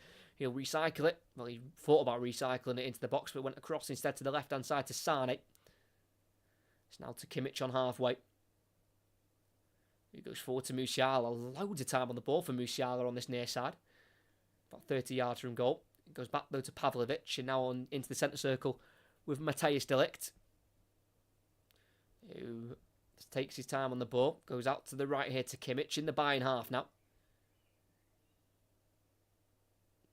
He finds Eric Dyer at left centre-back. It's now Mazraoui, the left-back, back into Dyer here. Facing his own goal, then turns forward, but still goes back to his goalkeeper of Manuel Neuer. Who clears it, goes long here, Neuer out to the left-hand side, controlled by the chest of Musiala. Keeps away from Rudiger and Valverde, then a 1-2 with Davies, and Musiala looks for Kane in the central area, cut out though by Fernandes, and it's now straight to Bellingham, who's just drifting out to this left-hand side, plays it out to the left to Vinicius Junior, again in the final third, wanting to enter the box, enters the box, down the byline, pulls it back, and again, dealt with on the penalty spot by Pavlovic. Valverde didn't quite commit himself into the box there. pretty comfortable defending in the end for Pavlovic, who, like I say, at the age of 20, he's having a very solid night so far, the German under-20 international, who has started the last 4 games in a row in the league for Bayern Munich, Alexander Pavlovic. As Bayern have got it in their own half here. Musiala takes on the turn after an advanced pass by Dyer and works it to Alphonso Davies, who's going to run at Carvajal here. Goes inside to Kane, who's drifting out to the left-hand side. He's in the box. He goes for the cross. It's a volley away from Fernandes. Controlled by Davies as Bayern still up to attack, but he's been tackled there by Valverde, who hammers it away with the left boot. Headed forward, though, by Dyer, beating Rodrigo to it. And it's now Pavlovic. It's Lima just in front of the centre circle. Going forward to Sane, trying to return it to Lima, who slides in to try and recover the ball, but he's been taken off in by Bellingham, who's then tackled by Sane, who won the ball cleanly. That'll be Bayern to retain possession. Definitely goes down a little easily, Jude Bellingham, these days, since he's joined Real Madrid. I remember watching the second leg at the Etihad, that quarter-final, and he went down quite frequently, pretty easily, in all fairness. Real Madrid's number 5 had his number 22 retired at Birmingham when he left them back in 2020 to join Borussia Dortmund. It's now on this near side. Kimmich forward from right back into the final third. Not got many options around him, so has to go back here into Konrad Laimer. It's now to De Ligt on halfway. Across to his partner at the back, and that's Eric Dyer. Now Mazraoui at left back, still on the halfway line. Finding Dyer forward to Pavlovic. It's now Laimer looking out to the right-hand side, using Kimmich. He's looking towards his own goal here, Kimmich. Finding Eric Dyer. Now Mazraoui into Pavlovic. Lifts it out wide right towards Lima, and that's just never going to work. It's not the percentage pass there. Thomas Tuchel, not happy. It's never going to work, that, really. You know, Lima was always chasing the ball down, and even if he got there, Lima, he would have had to try to have kept that in if possible. And it's just give Real Madrid the ball back just a bit too cheaply there. Of course, Bayern Munich do have Leon Goretzka on the bench if they want to bring him on, the 29-year-old. Pretty experienced now in the Champions League. Valverde giving the ball to chase down the line, and he can't quite keep it in. Eric Dyer was there alongside him. If Valverde did keep it in, he probably would have tackled him, but the Uruguayan couldn't get there anyway in the first place. So in the defensive third, in the left-back position for Bayern Munich, they have the throw-in hit. Got to be careful they don't lose the ball too close to their own 18-yard box.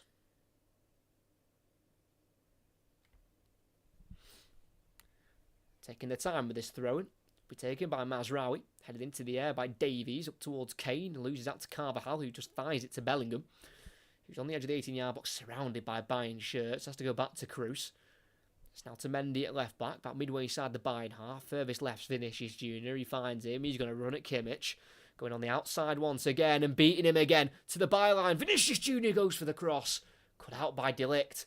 Bellingham was ready there for the tapping from literally about 2 yards out. But that's a couple of times now. Vinicius Jr.'s got the better of Kimmich, and it's, you know, that's nothing to embarrass Kimmich. You know, Vinicius Jr. is a very difficult winger to deal with, but you know, when he gets past you 1 time, 2 times, maybe a third, it starts to become a worry because he'll punish you at some point. As Cruz delivers the resulting corner, tries to go to the edge of the box toward Rodrigo, cleared by Lima, volleyed by Valverde from around 30 yards out, sliced well wide of the goal. And after 52.5 minutes here at the Santiago Bernabeu, still Real Madrid 0, Bayern Munich 0. It's the 2-2 on aggregate as it stands. And away from home in the league, Bayern Munich have not been great. 2 wins from their last 7 against Union Berlin and Darmstadt. Not the greatest of teams to beat away from home as well. As Kane's been found in behind. It's been touched on by Nacho Fernandes. Mendy's chasing him down, but Kane beats him to it. In the box, Kane goes for the early shot to the near post. Parried away by Lunin towards Kane, who goes down over the challenge. Told to get up. And Real Madrid survived the first Bayern Munich scare of the second half. They did have an early chance with Alphonso Davies, but his shot was deflected over the bar off Carvajal. That was a shot that was on target. Saved by Lunin. Not quite been Harry Kane's night so far. He's had 2 shots well saved by the Ukrainian goalkeeper, making just his 10th Champions League appearance of his career. 8 of them have come this season. He's played every minute in this knockout stage for Real Madrid, where they've got past the likes of RB Leipzig and Manchester City, and now looking to try and get beyond Bayern Munich. It was just a long ball forward by De Ligt, and it wasn't dealt with by Nacho Fernandes. Headed it towards his own goal where Kane shrugged off. Mendy entered the box and went to the near post. It was a low shot. Well, saved by Looney, and then there was no penalty on the aftermath. Just went down too easily there. Harry Kane as a throwing down the line for Bayern Munich. Played back to Kimmich by Sane, and he goes across to his left centre half of Dyer. He's allowed to bring it forward here and plays it into the path of Pavlovic. Eric Dyer has it, the number 15, into the centre circle with Lima. Rodrigo trying to get close to him, but played past him to his left here to Pavlovic, then into Lima once again. Kroos now pressing him, having to go back to Dyer to keep possession for the German side. And in terms of those 2 wins in the last 7 away from home by Munich, they've lost 4 of those 7. Really horrid record away as they try and go in behind for Sane on the left-hand side, Musiala, but dealt with by Real Madrid. And now Nacho Fernandes, the one to bring it forward from centre-back, switching out to the left here to Ferland Mendy, who's on halfway. Going forward to Vinicius Jr. This is where he likes to be. Isolated with the full-back. This time it's De Ligt, he's got to get beyond. Goes for the early ball, in, and it's just put wide. Rodrigo steering it towards that far corner. Not too far away from the young Brazilian. Vinicius Jr. running at De Ligt. Couldn't quite get past him, but went with an early cross instead, which I think took the Bayern number 4 by surprise. Looked like he was going to try and chop onto his right foot, then quickly back onto his left with the ball across the box. Helped on by Rodrigo and just wide. Really not far away from Real Madrid. As they win it back on halfway through Carvajal's header, beating Kane to it. And with 10 minutes played in the second half, we're still all level, but both teams have had chances so far.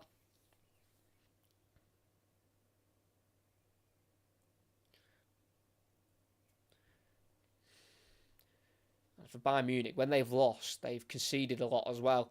In 6 of their 10 defeats all season, they've conceded 3 or more goals, which shows, like I say, when they get beat, it's quite the beating they pick up in the end.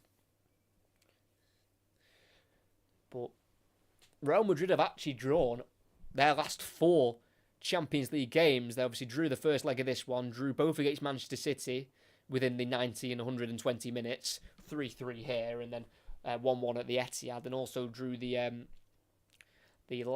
first leg of their the second leg of their last 16 tie against RB Leipzig.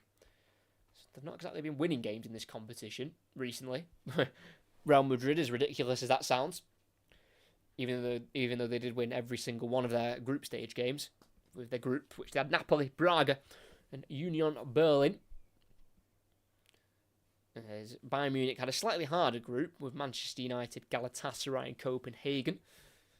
Dealt with that very easily. 16 points from 18 Bayern Munich, winning 5 of the games, just drawing the 1 to Copenhagen at home. Kimmich with the ball into a central area for Sane in his own half. Into the centre circle, now beyond the halfway line. Kane's making a run through, tries to slip him through, overhit. Straight through to the gloves of Lunin. I think Kane would have been offside anyway if the ball had found him, but still, again, just showing that final Bayern Munich pass just not quite coming off for them tonight. And for Bayern Munich in the league anyway, they've not kept an away clean sheet since November. 0 in the last 10 away games, so they're doing quite well to shut Real Madrid out at the moment, despite having a little bit of fortune with some of the Real Madrid chances being put wide of the post.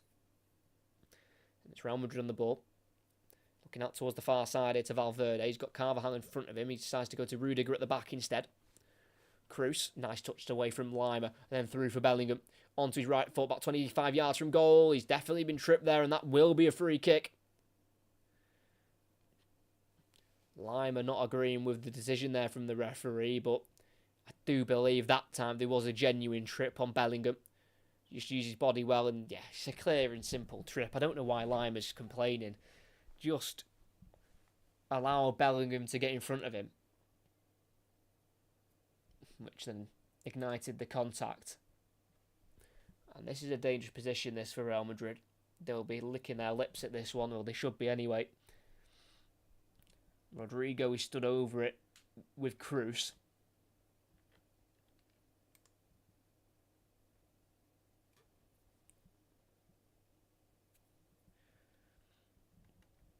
Let's see where the distance is here. about 25, maybe 28 yards out. Actually, Rodrigo will go for it. It's a great save from Neuer. Still alive in the box. Nacho Fernandez can't keep it in, though. Overruns it. Goal kick. Gosh, Real Madrid are getting closer and closer, but when you've got the brick wall of Neuer, it's hard to get beyond that. Rodrigo, really well struck free kick. Flags about 28 yards out, just to the left-hand side, so it was suited for a right footer. He got it over the wall. Nice height for Neuer, though, in terms of a dive, but he really had to get across his goal to keep it out. And it still remains 0-0 here. I'm not quite sure how, because we've had plenty of chances for both sides. More chances for Real Madrid, but Bayern Munich have also had their glimpses at goal. There's Cruz, poor touch, given away. Musiala drives with the ball. Sane running in behind. He goes towards Sane, but it's played behind him. And out for a goal kick. What have we been saying all night? That final ball from Bayern Munich, just not quite good enough at the moment. And that needs to change, because the game's there for them to try and take a lead. Bayern Munich, they of course led the first leg 2-1 for the majority of the second half. As Vinicius Jr. in the box on his right foot, shooting towards goal, and Manuel Neuer again tipping it over the crossbar. Still at the age of 38, he is incredible. Vinicius Jr. running with intent onto his right foot across the box, firing it powerfully towards goal. Yes, it was quite close to Neuer, but he had to have the reactions to get his right arm up and save that ball over the top.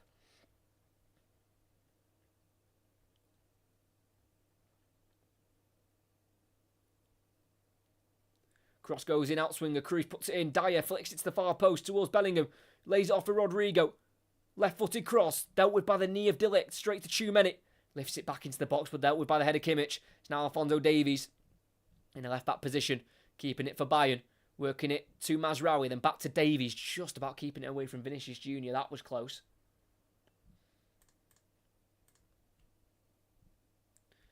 And it's now with the left-back Mazraoui, bit of settled possession here for Bayern after a bit of a crazy last couple of minutes as Rudiger brings down Musiala about 10 yards inside the Real Madrid half. So it will be a free kick for Bayern. Well won there by Jamal Musiala, who left Germany at the age of 7 to go to England, where he was picked up by Chelsea. Spent 8 years of his career at Chelsea's youth teams before joining for Bayern Munich in 2019 as a ball towards Sane. He's been cut out by the chest of Mendy. And Cruz forward to Vinicius Jr. Loads of time on the ball here in the central area, coming out towards the left-hand side, but tackled from behind fairly by Lima. And it's De Ligt's ball to Kimmich at right back, which is a little bit long. And it's to Bellingham, who can't quite keep the ball away from Kimmich. And it now falls to Sane, who's got back doing his defensive work here. Uses his right back Kimmich, finding the goalkeeper of Neuer. Moving it across here to Eric Dyer in the 18-yard box. Forward to Pavlovic, who takes it on the turn, and he's looking out towards the Bayern right-hand side here. And he finds Lima. Forward to Sane. In the Real Madrid half, just in front of the centre circle, bringing the ball forward. Sane to his left to Musiala. Tries to go on once more to Davies, but cut out by Tchouameni. It's now with the goalkeeper Lunin. Quickly out to the left-back of Ferland Mendy. Just under half an hour to play now of the 90 minutes, and we're still goalless at the Bernabeu. And for Real Madrid, they do have 6 home wins in a row. Winning at the weekend at home to Cadiz, 3-0. Kept 5 clean sheets in their last 6 games at home as well, Real Madrid. So they're very much enjoying playing their football here at the moment. And they've only lost once all season, Real Madrid, in the league. And they've only lost twice in all competitions, which is absolutely ridiculous. They lost their last 16 game in the Copa del Rey to Atletico Madrid, and then their only league loss was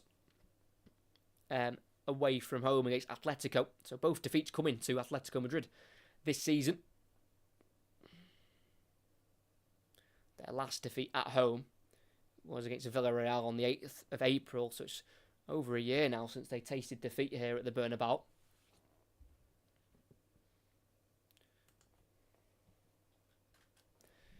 That's Vinicius Jr. quite far away from goal at the moment, just keeping it simple to Rodrigo to his right. It's now Vinicius Jr. again, more towards the final third, onto his right foot. Got Mendy on the overlap, finds the Frenchman. Here is Mendy on the ball, playing it back to Toni Kroos. Crossfield ball, finding Valverde, plenty of space for the Uruguayan. Good touch as well from him, because it wasn't the easiest ball to deal with. And he delivers across into the box towards the far post. Kimmich lets it run through. And it will be kept in by Vinicius Junior on this near side, who will run at Kimmich. And he takes him on again, just about. No, he can't. I think it was just stopped there by the hand of Kimmich. I don't think he meant it, necessarily, because Kimmich dived in again, went down to the ground.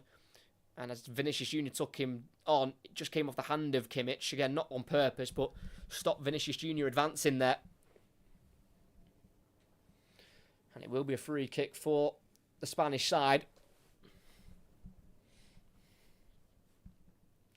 Again, a very tight angle on the left-hand side, so it will probably only be a cross that will be able to be put in here. Yeah, it's almost on the byline. So it's going to take a wicked Kroos cross here to make something happen. In it goes. Neuer flaps at it. Alive in the box here. Nacho Fernandez lifting it up. Can't get the shot off. Kimmich clears. Sane chests it to Mazraoui, who sends it out to the Real Madrid right, where it's been put back in by Valverde. Touched on by Bellingham to Kroos. In the box. On his right foot. Crossing again to the edge of the box where Carvajal volleys and slices it wide and high. And it'll be another Bayern Munich goal kick. 25 to play. And Real Madrid looking to reach another Champions League final. They won the competition in 2022, beating Liverpool, who were knocked out of the semi-final stage last season, to Manchester City, where they were able to get their revenge this season, knocking them out at the quarter-final stage. But they are the all-time winners of this competition, Real Madrid, 14 times. Their first in 1956. And they've won 7 since the year 2000. Just ridiculous numbers from Real Madrid. The most dominant side in European competition this century. There's Davies down the line. Loads of space. In the final third, Rudiger's come across to him. He'll lay it off to Musiala, who enters the box on his left foot, shoots towards goal, and it's tipped over by Lunin. Just seemed all a bit too easy there for Bayern Munich. Started off with that pass down the line to Davies, who didn't really get much engagement from Rudiger, so just played it to the edge of the box to Musiala, who quickly ran into the box, going on the outside of Carvajal onto his left foot, shooting towards goal, and it just had to be palmed over the bar there by the Ukrainian. As I've said just during half-time, as long as it stays 0-0, Bayern Munich are well in this game. Because at the moment, Real Madrid just aren't taking their chances.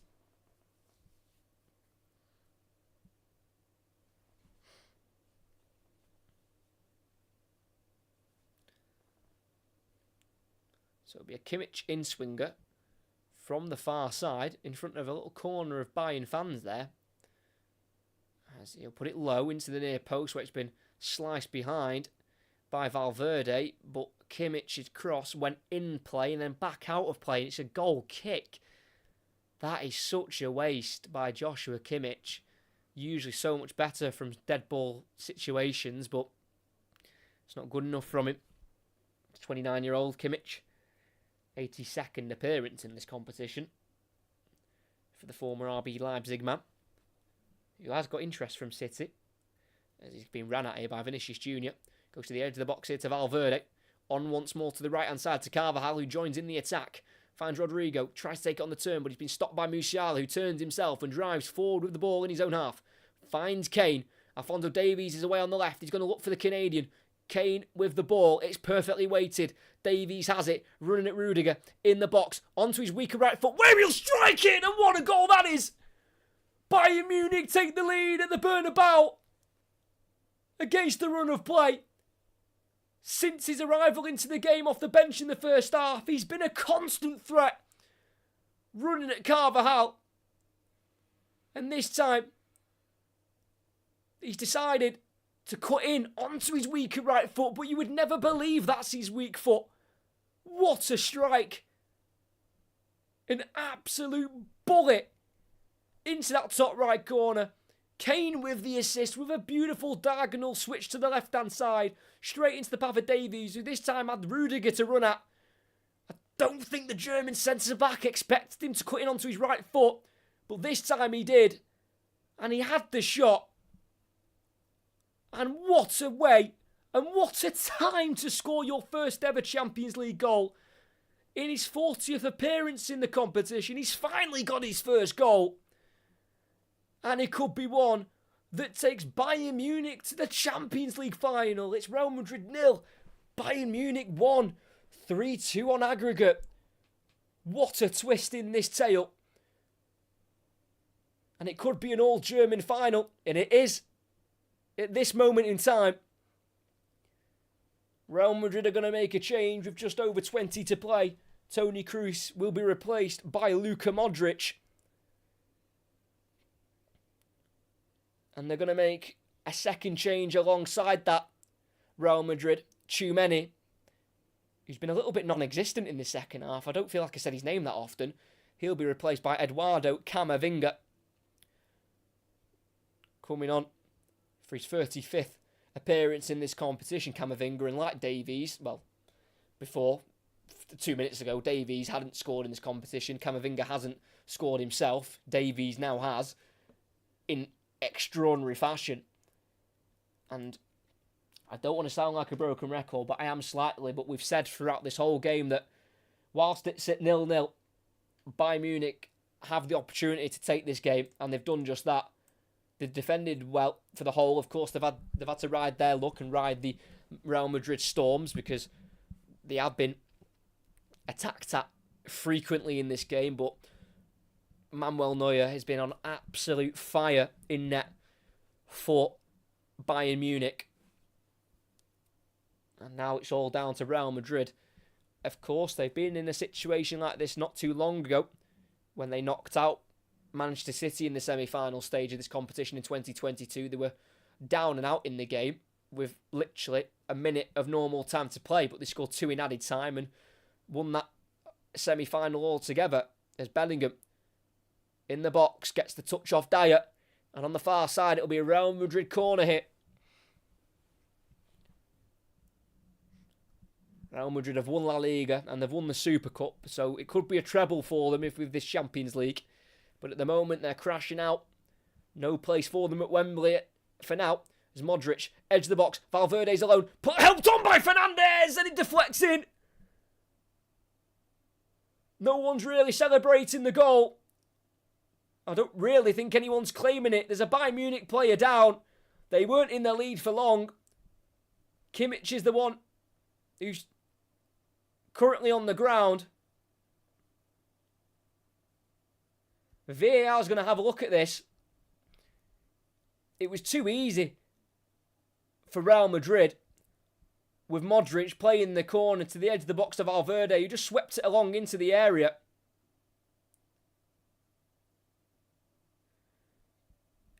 And it took some kind of deflection, and beyond Neuer it went. Let's have a look here. Kimmich, hands in the face off Fernandes. It was Valverde who played it into the box. Didn't really catch it that well. And it went towards Nacho Fernandes, who missed it completely, then bounced off Davies and into the back of the net. So if it stands, it'll be an own goal. But Nacho Fernandes just puts 2 hands in the face of Kimmich. That is bizarre. For me, that has to be disallowed. Nacho Fernandes, just 2 hands in the face of Kimmich and pushes him away.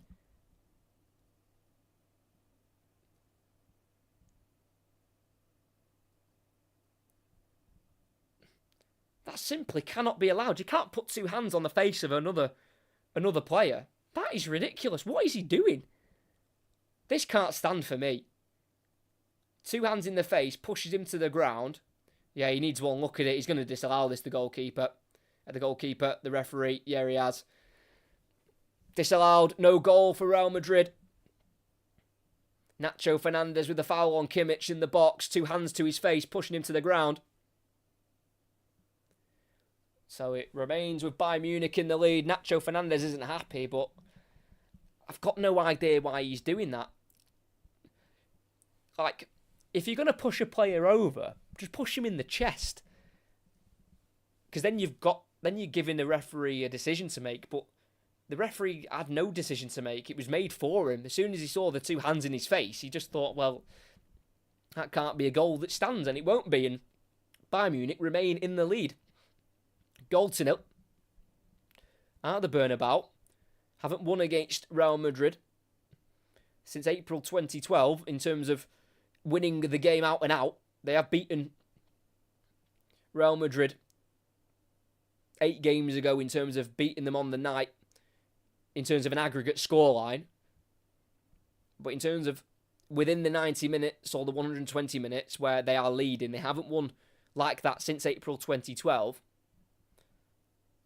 So it'd be nice for Bayern Munich to taste out-and-out victory against Real Madrid. Camavinga almost loses it to Musiala, but keeps it moving. Modric out wide to the left to Vinicius Jr. On his right foot, crossing deep towards Carvajal, who won't keep it in. Mazraoui gets no touch. And it'll be a goal kick. Carvajal not happy with the decision. Real Madrid have got to try and keep their cool here with 16 minutes to play. Carlo Ancelotti in conversation with his son, Davide Ancelotti, who is an assistant of his here at Real Madrid, alongside Francesco Mari. That is such a good goal by Alphonso Davies, by the way, with his right foot. It's just his second of the season. First in the Champions League ever for the Canadian, who was born in a refugee camp in Ghana. What a story for him. He's still only 23, so much yet to give. As here he is on the ball, down the line to Kane, who will get there ahead of Nacho Fernandez. He's holding it up on that far side here, Kane. And going back to the halfway line to Mazraoui. Ball into the midfield to Pavlovic. Back through to Mazraoui at left back. Touching inside the Madrid half, going forward to Musiala. That's brilliant. Musiala with it. On his right foot, tripped by Modric, but he works it to Kane. He will shoot towards goal. And he ripples the side netting. You just expect Kane to at least get them on target as a minimum. Such a good football player, Jamal Musiala. The German national side are very lucky to have him. And Kane went for the shot to the near post again on his left foot, but couldn't even work the goalkeeper. Tuchel had his hands in his face. Couldn't believe that Kane didn't at least get it on target. And it's Bayern Munich to make a change, and it is a defensive one. Leroy Sané, who scored on his Champions League debut here against Real Madrid back in March 2015, will be replaced by Kim Min-jae. And Kim was at fault, arguably, for both goals last week, hence why he was dropped to the bench for De Ligt. As Modric ball through to Bellingham, deflects away from the Englishman. It'll be cleared by Dyer towards Musiala, who chests it down and keeps it away from Carvajal, but not from Modric. And Carvajal also tackles him, but drops to Kim Min-jae, who clears it forward to Kane, who has it now on the Bayern left. Davies storming forward inside. Kane still has it shoved in the back, keeps his balance though, Kane. But then eventually tackled by Nacho Fernandez, who then is tripped by Kane. And that'll be a free kick for Real Madrid in the right back position. Taken quickly, and they've got to try and shift this as quickly as possible, because they are trailing at home. It'll be their first defeat in this competition at home for the first time in well over 2 years. And they are currently on an unbeaten run of 20 games. They've only lost twice all season in all competitions. As Bellingham finds himself on the right wing, keeping it away from Kim Min-jae. And playing it back here to Carvajal. Just one player in the box though for Real Madrid, and that is Valverde. Bellingham having to go back to Modric, then inside into a more central area to Camavinga. High ball out wide left to Vinicius Jr., who can bring it down nicely. Running at Kimmich, onto his right foot, to the edge of the box. Lays it off of Valverde. To his right to Camavinga. On his left foot, thought about the shot. Keeps it simple, goes back out to the left to Nacho Fernandez.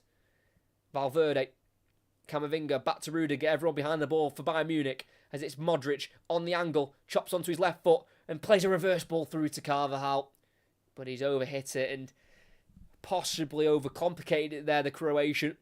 And that'll be a goal kick for Bayern Munich. Come off the bench, Luka Modric, 38 years of age now, 42 appearances for the season. 3 starts in this competition. They all came in the group stage. He came on late in the first leg against Bayern Munich. Luka Modric, he's never scored against Bayern Munich, but he's never lost against them either. There's a long ball forward by Neuer, headed backwards by Rudiger, but it'll be brought down by Mendy, who's been forced to go back to his own goalkeeper here of Lunin, as he was being closed down there by Mazraoui, who's took up a right wing position here. So Mazraoui on the right wing, Alphonso Davies on the left wing, and it looks like Kim Min-jae has gone at left back to try and see out this result, which would be very historic for Bayern Munich, as they're looking to win their 7th Champions League. Haven't won one since 2020. One before that was in 2013, where they beat Borussia Dortmund at Wembley. So it looks like we could get an absolute repeat of that final. It's Kane, tripped by Camavinga. Free kick for Bayern in their own half on this right-hand side. Really good striker play from Harry Kane to just break up the play. Try and slow down this Real Madrid momentum that they're trying to build to try and score a goal, which they need to in this game. But for Bayern Munich, they have won just one of their last 5 semi-final ties. They beat Lyon in a one-off semi-final game in 2020. But the last time they won a 2-legged Champions League semi-final was in the 2012-2013 season when they knocked out a prime Barcelona. And in that season, of course, they went on and won the competition against Dortmund. As we're back underway, Lima receiving it in the right wing position, try to drive inside away from 2 Real Madrid players, then tripped by Modric, and that'll be a free kick. Modric not happy with the decision, but it did look like a foul for me. Got away from Camavinga. Yeah, Modric got none of the ball, clearly tripped the player. And in this moment, you don't want you don't want frustration to build too high, because that will have a knock-on effect around the ground, and then, that means it'll be harder to try and score that equalising goal. They've got to try and keep calm here. If you concede a free kick, forget it and move on, especially ones like that where it's just clearly a free kick. Arguing to the referee is not going to really do any favours. As Real Madrid are going to make a change here, and they're going to make 2 changes, and they're attacking as well. So Federico Valverde off for Brahim Diaz, and Rodrigo is replaced by Joselu. The Spanish striker, now 34 years of age, on loan from Espanyol. He's got 14 goals this season. They need another one from him tonight as Kimmich crosses in, dealt with by Rudiger, and that'll be a corner for Bayern Munich. Again, complaining to the referee how it shouldn't be a corner when it's clearly come off the head of Rudiger. I just don't understand it. It's like, you need better mindset. Yeah, Rudiger beating Kim Min-jae to the ball with the header. And of course, if Bayern Munich get a second, that's probably game done with 9 to play. So they want to try and make the most of this set piece, which will be taken by Joshua Kimmich, who's going to take this free kick in front of those Bayern Munich supporters in that corner of the ground. Of course, they've also got supporters high up in the stadium where you usually know the away support to be at. Up high in the heavens of the Bernabeu. So Kimmich to swing this in with his right boot. Cross goes in. It's a header won by Kim Min-jae off the bar. Carvajal can't clear, but there's a foul in there given by the referee anyway, so it probably wouldn't have stood. But Kim Min-jae, the South Korean, almost making it 2, hitting it off the crossbar with his header. But like I say, I don't think it would have stood there because the referee gave a foul for something in the box. And Madrid can attack quickly. Luka Modric on this near side, going forward to Vinicius Jr. Playing it back to Modric, being closed down by Lima, but works across field past low here to Rudiger, who will drive forward with the ball and crossing it into the box was Vinicius Jr., who drives over the bar. It is a mesmerising pass that from Rudiger, from centre-back to the far post where Vinicius Jr. from 6 yards out made his diagonal run into the box. He met the ball as well, but it was just always rising. And over the bar it went. I think there was a foul on the goalkeeper, Pavlovic, maybe being a bit too physical with the goalkeeper, but it would have been a bit of it was a harsh free kick to give because he gave it. Maybe VAR would have had a say about that. As Lima tried to go in behind for all Mazraoui, but cut out on halfway by Ferland Mendy. And Real Madrid are quite simply running out of time here to try and stop this all-German Champions League final that we've currently got on the cards to take place on the 1st of June at Wembley Stadium. Real Madrid still have 3 more league games to complete. 4 more league games, to complete after tonight. But they've already got the league wrapped up. This is all they've got left to properly play for. As Brahim Diaz works across off Davies, and it'll be a corner on the far side for Real Madrid. Less than 7 minutes to play of the normal 90 as they want to try and take the corner quickly. But Musiala is down on the ground. So the referee stops play here.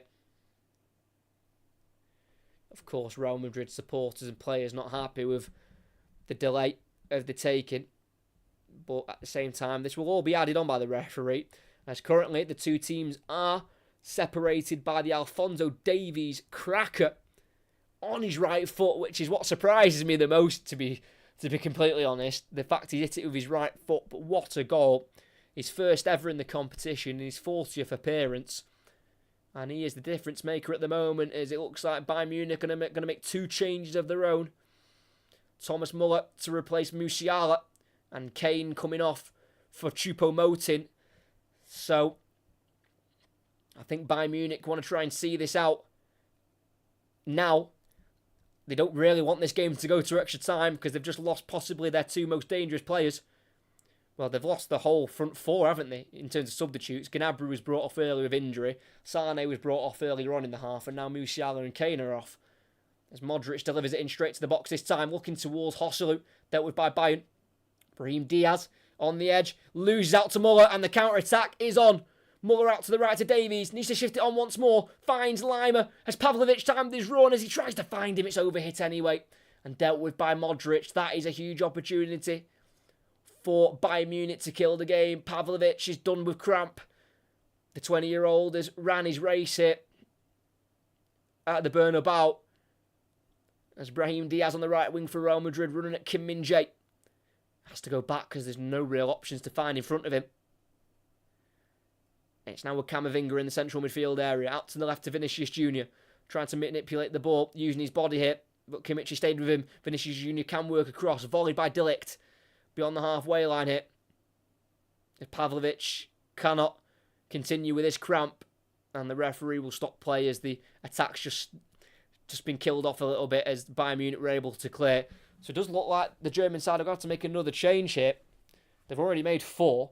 So this will be their 5th and final change. I'm presuming they'll just bring on Leon Goretzka, which is not a bad replacement to have off the bench. That is for sure. Did come off at half-time in the first leg, Leon Goretzka, and then didn't start the league game at the weekend. But he's done a lot of running, Pavlovic. And also, when that ball was played through to him by Lima, he did try and slide and stretch to keep it. He might have just overstretched slightly as Luka Modric tackled him.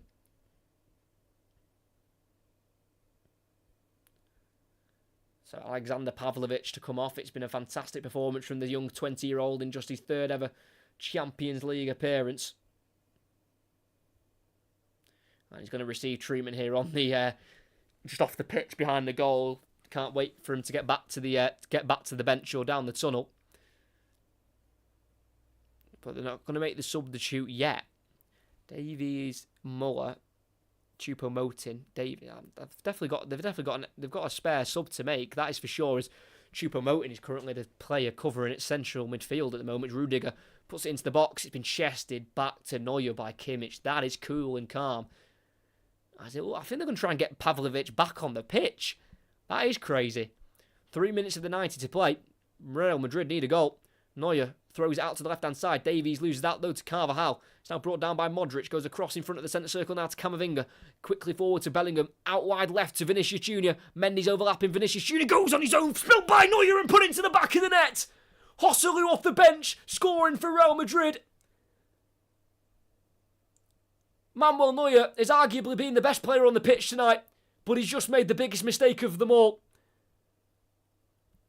It was a really poor strike from Vinicius Jr., but Manuel Neuer quite simply just could not keep a hold of it. Straight to Joselu, who followed the shot in, and he tapped home for his 15th of the season.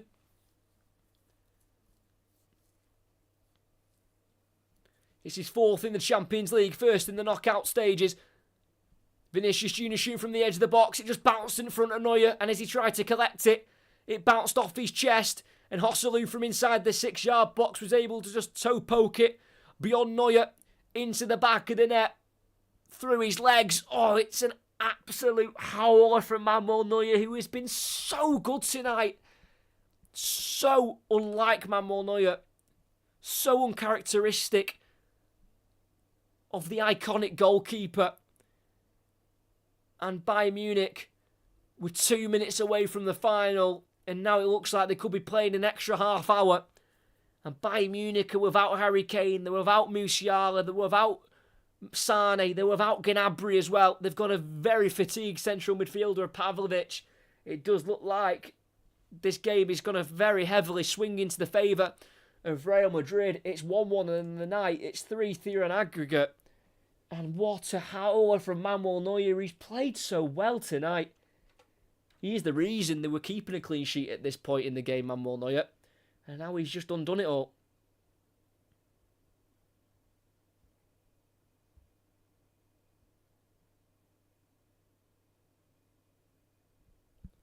As Real Madrid attack, Vinicius Jr. in the box, tackled by Dyer, but can only poke it out to the right here to Joselu, who does the crossing this time, deflects to Brahim Diaz, who shoots, big block from Dyer. I think Bellingham wanted the ball put towards him. Diaz went for the shot. Dyer got in the way. It was given away by Dyer to Diaz, who went forward to Vinicius Jr., who couldn't quite work his shot. That's when he was tackled by Dyer, worked to Joselu, who's the current Real Madrid saviour with that equaliser. And they've got a chance to win it here. Modric, deeper one towards Rudiger. Beyond him. It's now with Vinicius Jr. on the edge of the box. Recycles it in. Crossing it towards the back post. Drops here. Nacho Fernandez. Back to goal. Plays it to the left to Rudiger. Puts it across. And it's in. Flag goes up on Joselu. It won't stand for now. VAR will check it. 9 minutes added on. Real Madrid thought they'd won it with a Joselu double. The Rudiger ball across. Let's have a look. Went to Rudiger on the left, who was onside. And it looks like Joselu was behind the ball. I think this might stand. I think this will stand. Rudiger looks onside to me. So does Joselu.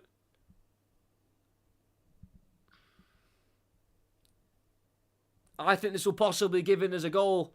The VAR will check it. But it looks like Kim Min-jae just pushed up too late at the far post. Or is it Pavlovic? Oh, it's Pavlovic. He's pushed up too late. And it looks like he's played Rudiger onside. And it looks like, to me, Joselu is behind the ball. This is a big moment. Of course, they've got to get it right. I'm presuming they'll use the semi-automated offside system. VAR checks it, and they've given the goal. Real Madrid, the king of comebacks in Europe, have done it again. And within minutes, Joselu has wrote his name in Real Madrid history. As it looks like his brace has sent them to another Champions League final.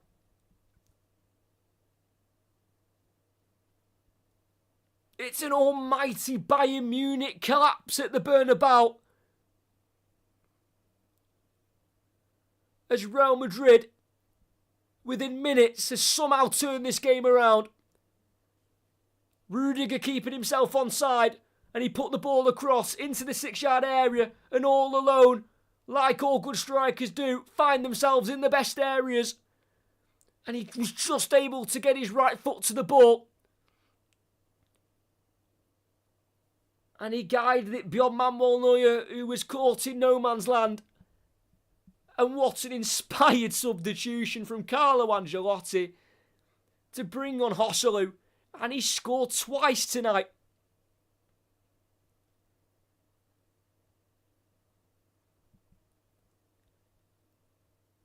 I don't think Thomas Tuchel can quite believe it. He's trying to tell his team that they've still got 9 minutes to play. Because 9 minutes were added on. We have played 3 of them, but of course, those three of the first 3 minutes have been taken up with that VAR check. But Real Madrid lead. Joselu, the unlikely hero, the unlikely signing, brought in on loan at the start of the season from Espanyol, as he bagged for them last season. He got 16 last season for Espanyol in La Liga. He was the 3rd highest scorer. So Real Madrid took a punt on him on loan, bringing him back to Real Madrid. Joselu was here from 2009 to 2013, and Joselu made sure he was behind that ball. Yeah, he was well behind the ball as Rudiger put that cross in. And all alone, he was able to put that ball in the back of the net. The former Stoke striker, the former Newcastle striker, Now, the main Real Madrid striker who's putting them into the Champions League final is absolutely crazy. And now I think it's Real Madrid's turn to try and kill the game. As it's now Rudiger who's the man down with cramp. But I feel like this referee will make sure that every minute that needs to be played will be played, even if there's some delays during this added period by Real Madrid. But what a turnaround. Within minutes, Joselu, what a man. Just shows you your career is never over. 34 years of age, and he's bagging the goals on the biggest of stages. Scored 2 in literally 2 minutes, 3 minutes. And what a Champions League semi-final we've had here. There's Vinicius Jr. in a left wing position, nutmegs Kimmich, but gives it straight to Lima. Tries to chip the ball forward, deflects off a Real Madrid player, but then headed forward by Mazraoui. It's now Muller trying to barge through the Real Madrid bodies, but he ends up fouling one of them. And that'll be a free kick. Joselu with the foul against given for him. And in all honesty, I don't know when this game will end in terms of the VAR check and added time and the rest of it. But this is what Real Madrid can do. Literally, we spoke about it before. The fact that they came back against Manchester City when they were 2 goals down and scored 2 within 2 minutes when the clock hit 90. So it's not like they've not done this before, but it still astounds me when they can just bring a game back from the dead, just like they have tonight. As it's Joselu on the ball, tackled fairly but strongly from behind by De Ligt. Now Dyer, midway side the Bayern half, goes to left back Kim Min-jae, forward towards Davies, loses out to Carvajal. It's now Brahim Diaz, who just about keeps it on the far side, but loses out to Kim Min-jae. It's now Pavlovic, bundled to the ground by Diaz, but not seen as a foul by the referee. And that'll be a throw-in for Real Madrid. As we've got 3 minutes left to play of the added time, but we will play more of it because the VAR check took a big chunk of the beginning of added time. As Real Madrid have got it in their own half here with Nacho Fernandez. To the right centre half of Rudiger. Forward to Carvajal. Inside to Camavinga. Wants to go forward and he will go forward. Tackled by Dyer who wins the ball. Lima just goes behind Muller but he can keep it. But then tackled by Bellingham. Dyer though has it. Forward and out wide right to Kimmich. Quickly goes to Mazraoui. Down the line for Lima. Nacho Fernandez coming across. And he's been pulled back by Lima.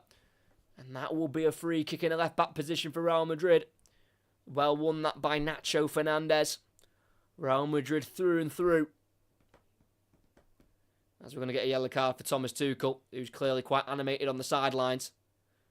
It's a very emotional time in the game for Bayern Munich, who have had the lead, and then they've been level, and then they've gone behind within a matter of about 3 minutes. And the game is currently getting away from them at the moment. Yeah, Tuchel giving it to the fourth official there rather aggressively, it must be said. But of course, emotions run high in games like this and in stadiums like this where the atmosphere can be so tense. As Bayern have won it back as Real Madrid went long there. It's a kick out to the left side here where it'll be kept in by Davies, even though the ball is bouncing. He does keep it in, hooks it over his head. Looking for Choupo-Moting, who heads it backwards here. Bit of a risky ball. Kim Min-jae's chasing it, but Neuer will get there. And Neuer, I think, just needs to go long. No, he'll roll it out to his left instead to Dyer. 1-2 with Pavlovic. Bayern needs to try and go forward here. Kim spins nicely. Finds a ball inside to Pavlovic, who's got bodies out to the right. Keeps it simple. Goes to Lima. De Ligt, sorry. Brings it beyond halfway. Then completes a 1-2 with Mazraoui. Now forward to Kimmich. Inside to Lima. Out to the left to Choupo-Moting. Goes behind him to Pavlovic.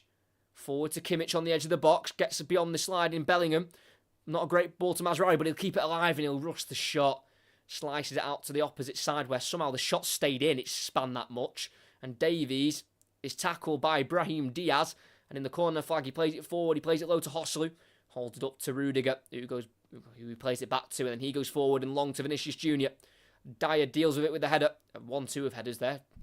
Dyer to De Ligt. And then De Ligt to Dyer. And it's now with Pavlovic on the halfway line. Like I say, Bayern Munich have took off Musiala when it was 1-0. They took off Kane as well. Another donation. Jimbo, you're absolutely crazy with your donations. They are very much appreciated as the ball switched out to the left to Davies, who's coming back from an offside position. Just really, I mean, I know he's not a natural left winger anymore, but Davies just lazy, not staying behind the defensive line of Real Madrid, caught offside. It's now Bellingham, the man down for Real Madrid. Are you kidding me? Kane will be devastated because he went off the pitch when it was 1-0. And like I said, now they need a goal. He's not there to take it to them. As Jude Bellingham will be replaced here. A defensive change. Jude Bellingham, he's not scored in this knockout stage for Real Madrid. All of his goals came in the group stage, but he's put himself about today. This could be his first ever win against Bayern Munich, and then he'll be replaced by Eder Militao, who's on for his 150th Real Madrid appearance. But yeah, that donation is crazy. It's very much appreciated, mate. You keep supporting the channel loads, and it is, like I say, it is very appreciated here. As Davies hooks it away from Diaz. Kim Min-jae up the field to the halfway line. It'll be a header won by Camavinga. Pavlovic wins the header on Modric. Heads it out to the left towards De Ligt. Touches it through for Choupo-Moting. Turns away from Camavinga. Pulled back by Camavinga. Free kick on halfway for Bayern. Camavinga kicks the ball away and he's been booked immediately. Chance for Bayern to launch this in. We played 10 minutes added on. 9 were indicated, but I think we'll still have another minute or 2 left because the VAR check for the Joselu goal took a good 2 or 3 minutes to sort out. As the ball put into the box. Oh, it's so overhit. That is ridiculously overhit. And it's a brilliant collection by Andre Lunin, the goalkeeper. Thomas Tuchel can't believe what he's just seen. And the referee, I think, indicating there's 2 more minutes to play. So still another 2 at the Bernabeu. Bayern have time, but not much of it. Kicked forward by Lunin, deep into the Bayern Munich half, where Joselu touches it out to the right towards Diaz. Did Joselu get the touch? No, he didn't. It came off Kim Min-jae. And that'll be a throw-in for Real Madrid. Like I say, that first goal, Manuel Neuer just couldn't keep hold of it. And then for the second, Joselu in front of the defence, keeping himself onside behind the ball. And like I say, just about manoeuvring himself to deflect the ball into the goal. As Neuer's kept it in there. And he clears it with his left foot. Up the field it goes. Chested down by Militao. Thought there was a foul by Militao as he cleared it. I think he pulled back a Bayern Munich player. As Lima takes it quickly to Kimmich. Then forward to Pavlovic. Camavinga comes in with a strong tackle and wins the ball. And out to the right to Brahim Diaz. He will take it towards the corner flag on the far side. Brahim Diaz with it. Lima's behind him. He tries to get a kick off Kim Min-jae, but it doesn't happen. And that'll be a goal kick for Bayern Munich. Taken quickly and short to Kimmich on the edge of the box. Goes across to the left to Kim Min-jae. Goes forward to Alphonso Davies. Not much up there with him. He just needs to try and get this long. 12 minutes played of added time. And if we get extra time, this is going to be a lot on the legs of all the players. Davies on the left, cutting onto his right again. Finding Kimmich. Try to shift it on once more, but there's no foul in there. It's now with Vinicius Jr. Can't be brought down by Pavlovic. Dyer's chasing him, so is Choupo-Moting. And he slides in. What a tackle that is by Choupo-Moting. And Bayern possibly have one more opportunity. Kimmich delivering it into the box. Header won by Mendy towards Muller. Heads it on. De Ligt with the shot and it goes in, but the flag's gone up. Oh, I don't think he was offside. The ball went in. Oh, are they both off? I don't know. Mazraoui's the one who went for the header with Mendy, who nodded it down to Muller, who then touched it onto De Ligt, who finished into the back of the net. Bayern Munich cannot believe it. The goal won't stand. The offside will stand because I think the referee blew the whistle before the goal went in. Bayern Munich are incensed. They cannot believe this. Oh, it's all kicking off between the officials here and Bayern Munich. I think the referee blew before the goal went in, hence why VAR can't go back and check it. Kimmich with the ball in. Mazraoui, was he onside? You can't quite tell there because De Ligt's in front of him. And then Muller headed it. and De Ligt's finished, but I think the referee blew the whistle before the goal went in. Oh, we're back underway. Oh, my word. The drama. It's a throw-in right on the corner flag for Real Madrid in the Bayern Munich half. We've played 14 minutes added on. And if that is true, I mean, I can't hear anything, of course. I've got my TV on mute. But if he's blown the referee there early and not let the play carry on, then he is just taken away Bayern Munich's chance for an equaliser. Modric throws it. Vinicius Jr. keeps it in play to Brahim Diaz. Tackled by Dyer. Cleared by Kimmich. Mazraoui helps on towards Choupo-Moting. But there's a free kick that's been pulled back there. We still carry on. And then the referee eventually blows the whistle for full time. You do not get more dramatic ways of winning a football match than that. A brace from Joselu has sent Real Madrid through to the Champions League final. He scored in the 88th minute and the 91st. And it spun the game on its head, and it's given Real Madrid a ticket to Wembley. They could have conceded right at the end with De Ligt scoring for Bayern.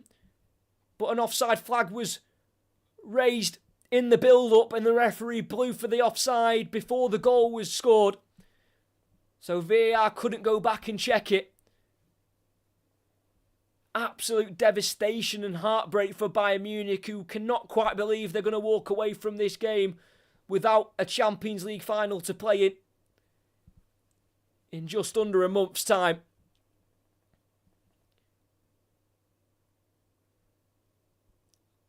Bayern Munich are absolutely raging at the officials for that early offside flag.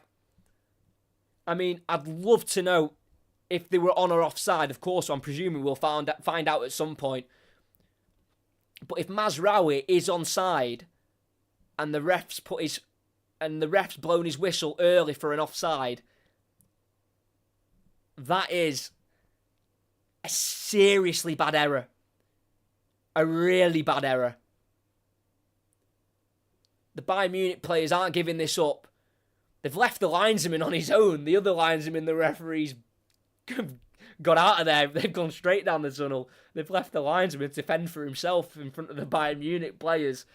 But I'd just love to know if they were on or offside, because it was close. I can't tell you if they were on or offside. I don't know. That's how close it was. We'd need a VAR check. But the fact the referee's blown his whistle before the goal's gone in means there's nothing they can do about it. But for Don Carlo Ancelotti, another Champions League final. What a manager. What a man. It's his 6th Champions League final. The 5 he already had was the most that any manager's had in the Champions League. But now with 6, he's really putting himself on his own in terms of Champions League finals reached as a manager. I mean, don't get me wrong. They've possibly had the biggest slice of luck possible with that Bayern Munich goal not being allowed to stand. And at the minute, Bayern Munich have every right to be beyond furious with that decision. Because if it comes out that Mazraoui was onside, then that legitimate goal that didn't stand, that should have stood, didn't. And it just leaves a very sour taste to the game. Of course, Real Madrid could not care.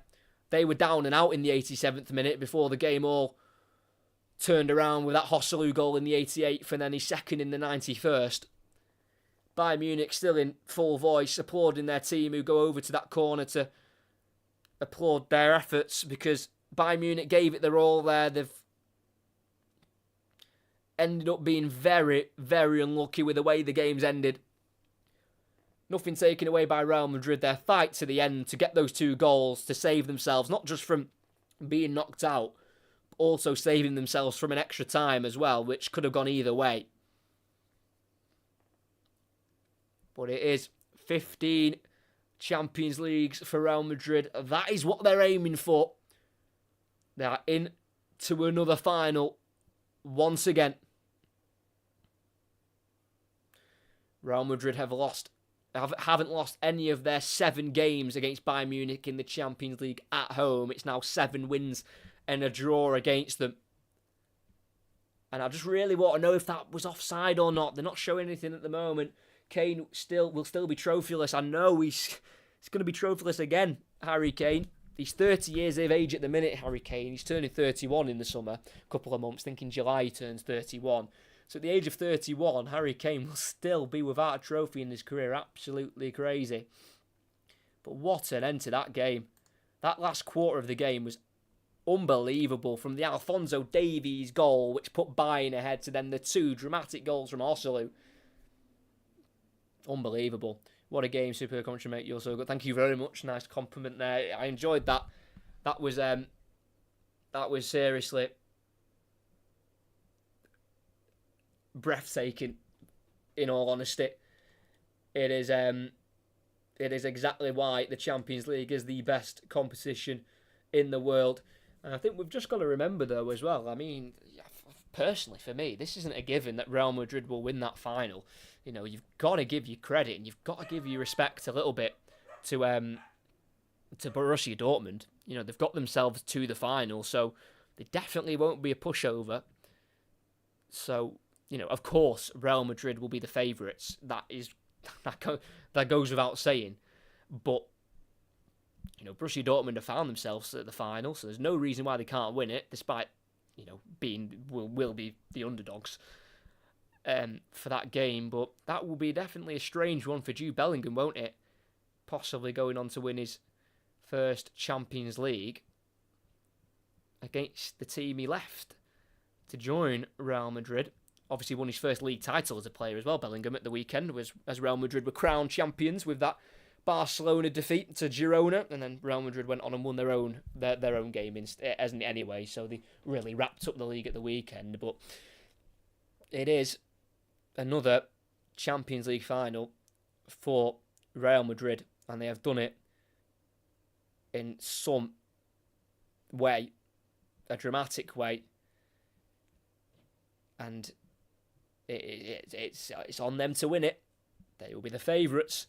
They'll know that. But they've definitely got the players to go all the way and go on and win it. Will they win it? We'll have to wait and see. You know, the Champions League throws surprises here, there and everywhere. But of course, it will be Real Madrid going in as favourites. It's going to be a very interesting Champions League final because Borussia Dortmund have been inspired to make it to the final. You know, knocking out, you know, of course, PSV is not the most difficult team to beat. But then in the quarter-final stage, to get beyond Atletico Madrid, which are one of the hardest teams to face in Europe. I mean, we all know why. They're just an awful team to face. It's just not... They're just not a nice team, are they? They're very difficult to beat. But they beat them very well, especially in that second leg at home, overcoming the deficit from the away leg. And then, you know, PSG in the semi-final. Of course, PSG, for me personally, they don't have a great team as a collective. Of course, they've got the Mbappés and the Ousmane Dembele and the Zaire Emery and all that. But I mean, as a whole fit, I just don't quite like PSG's team.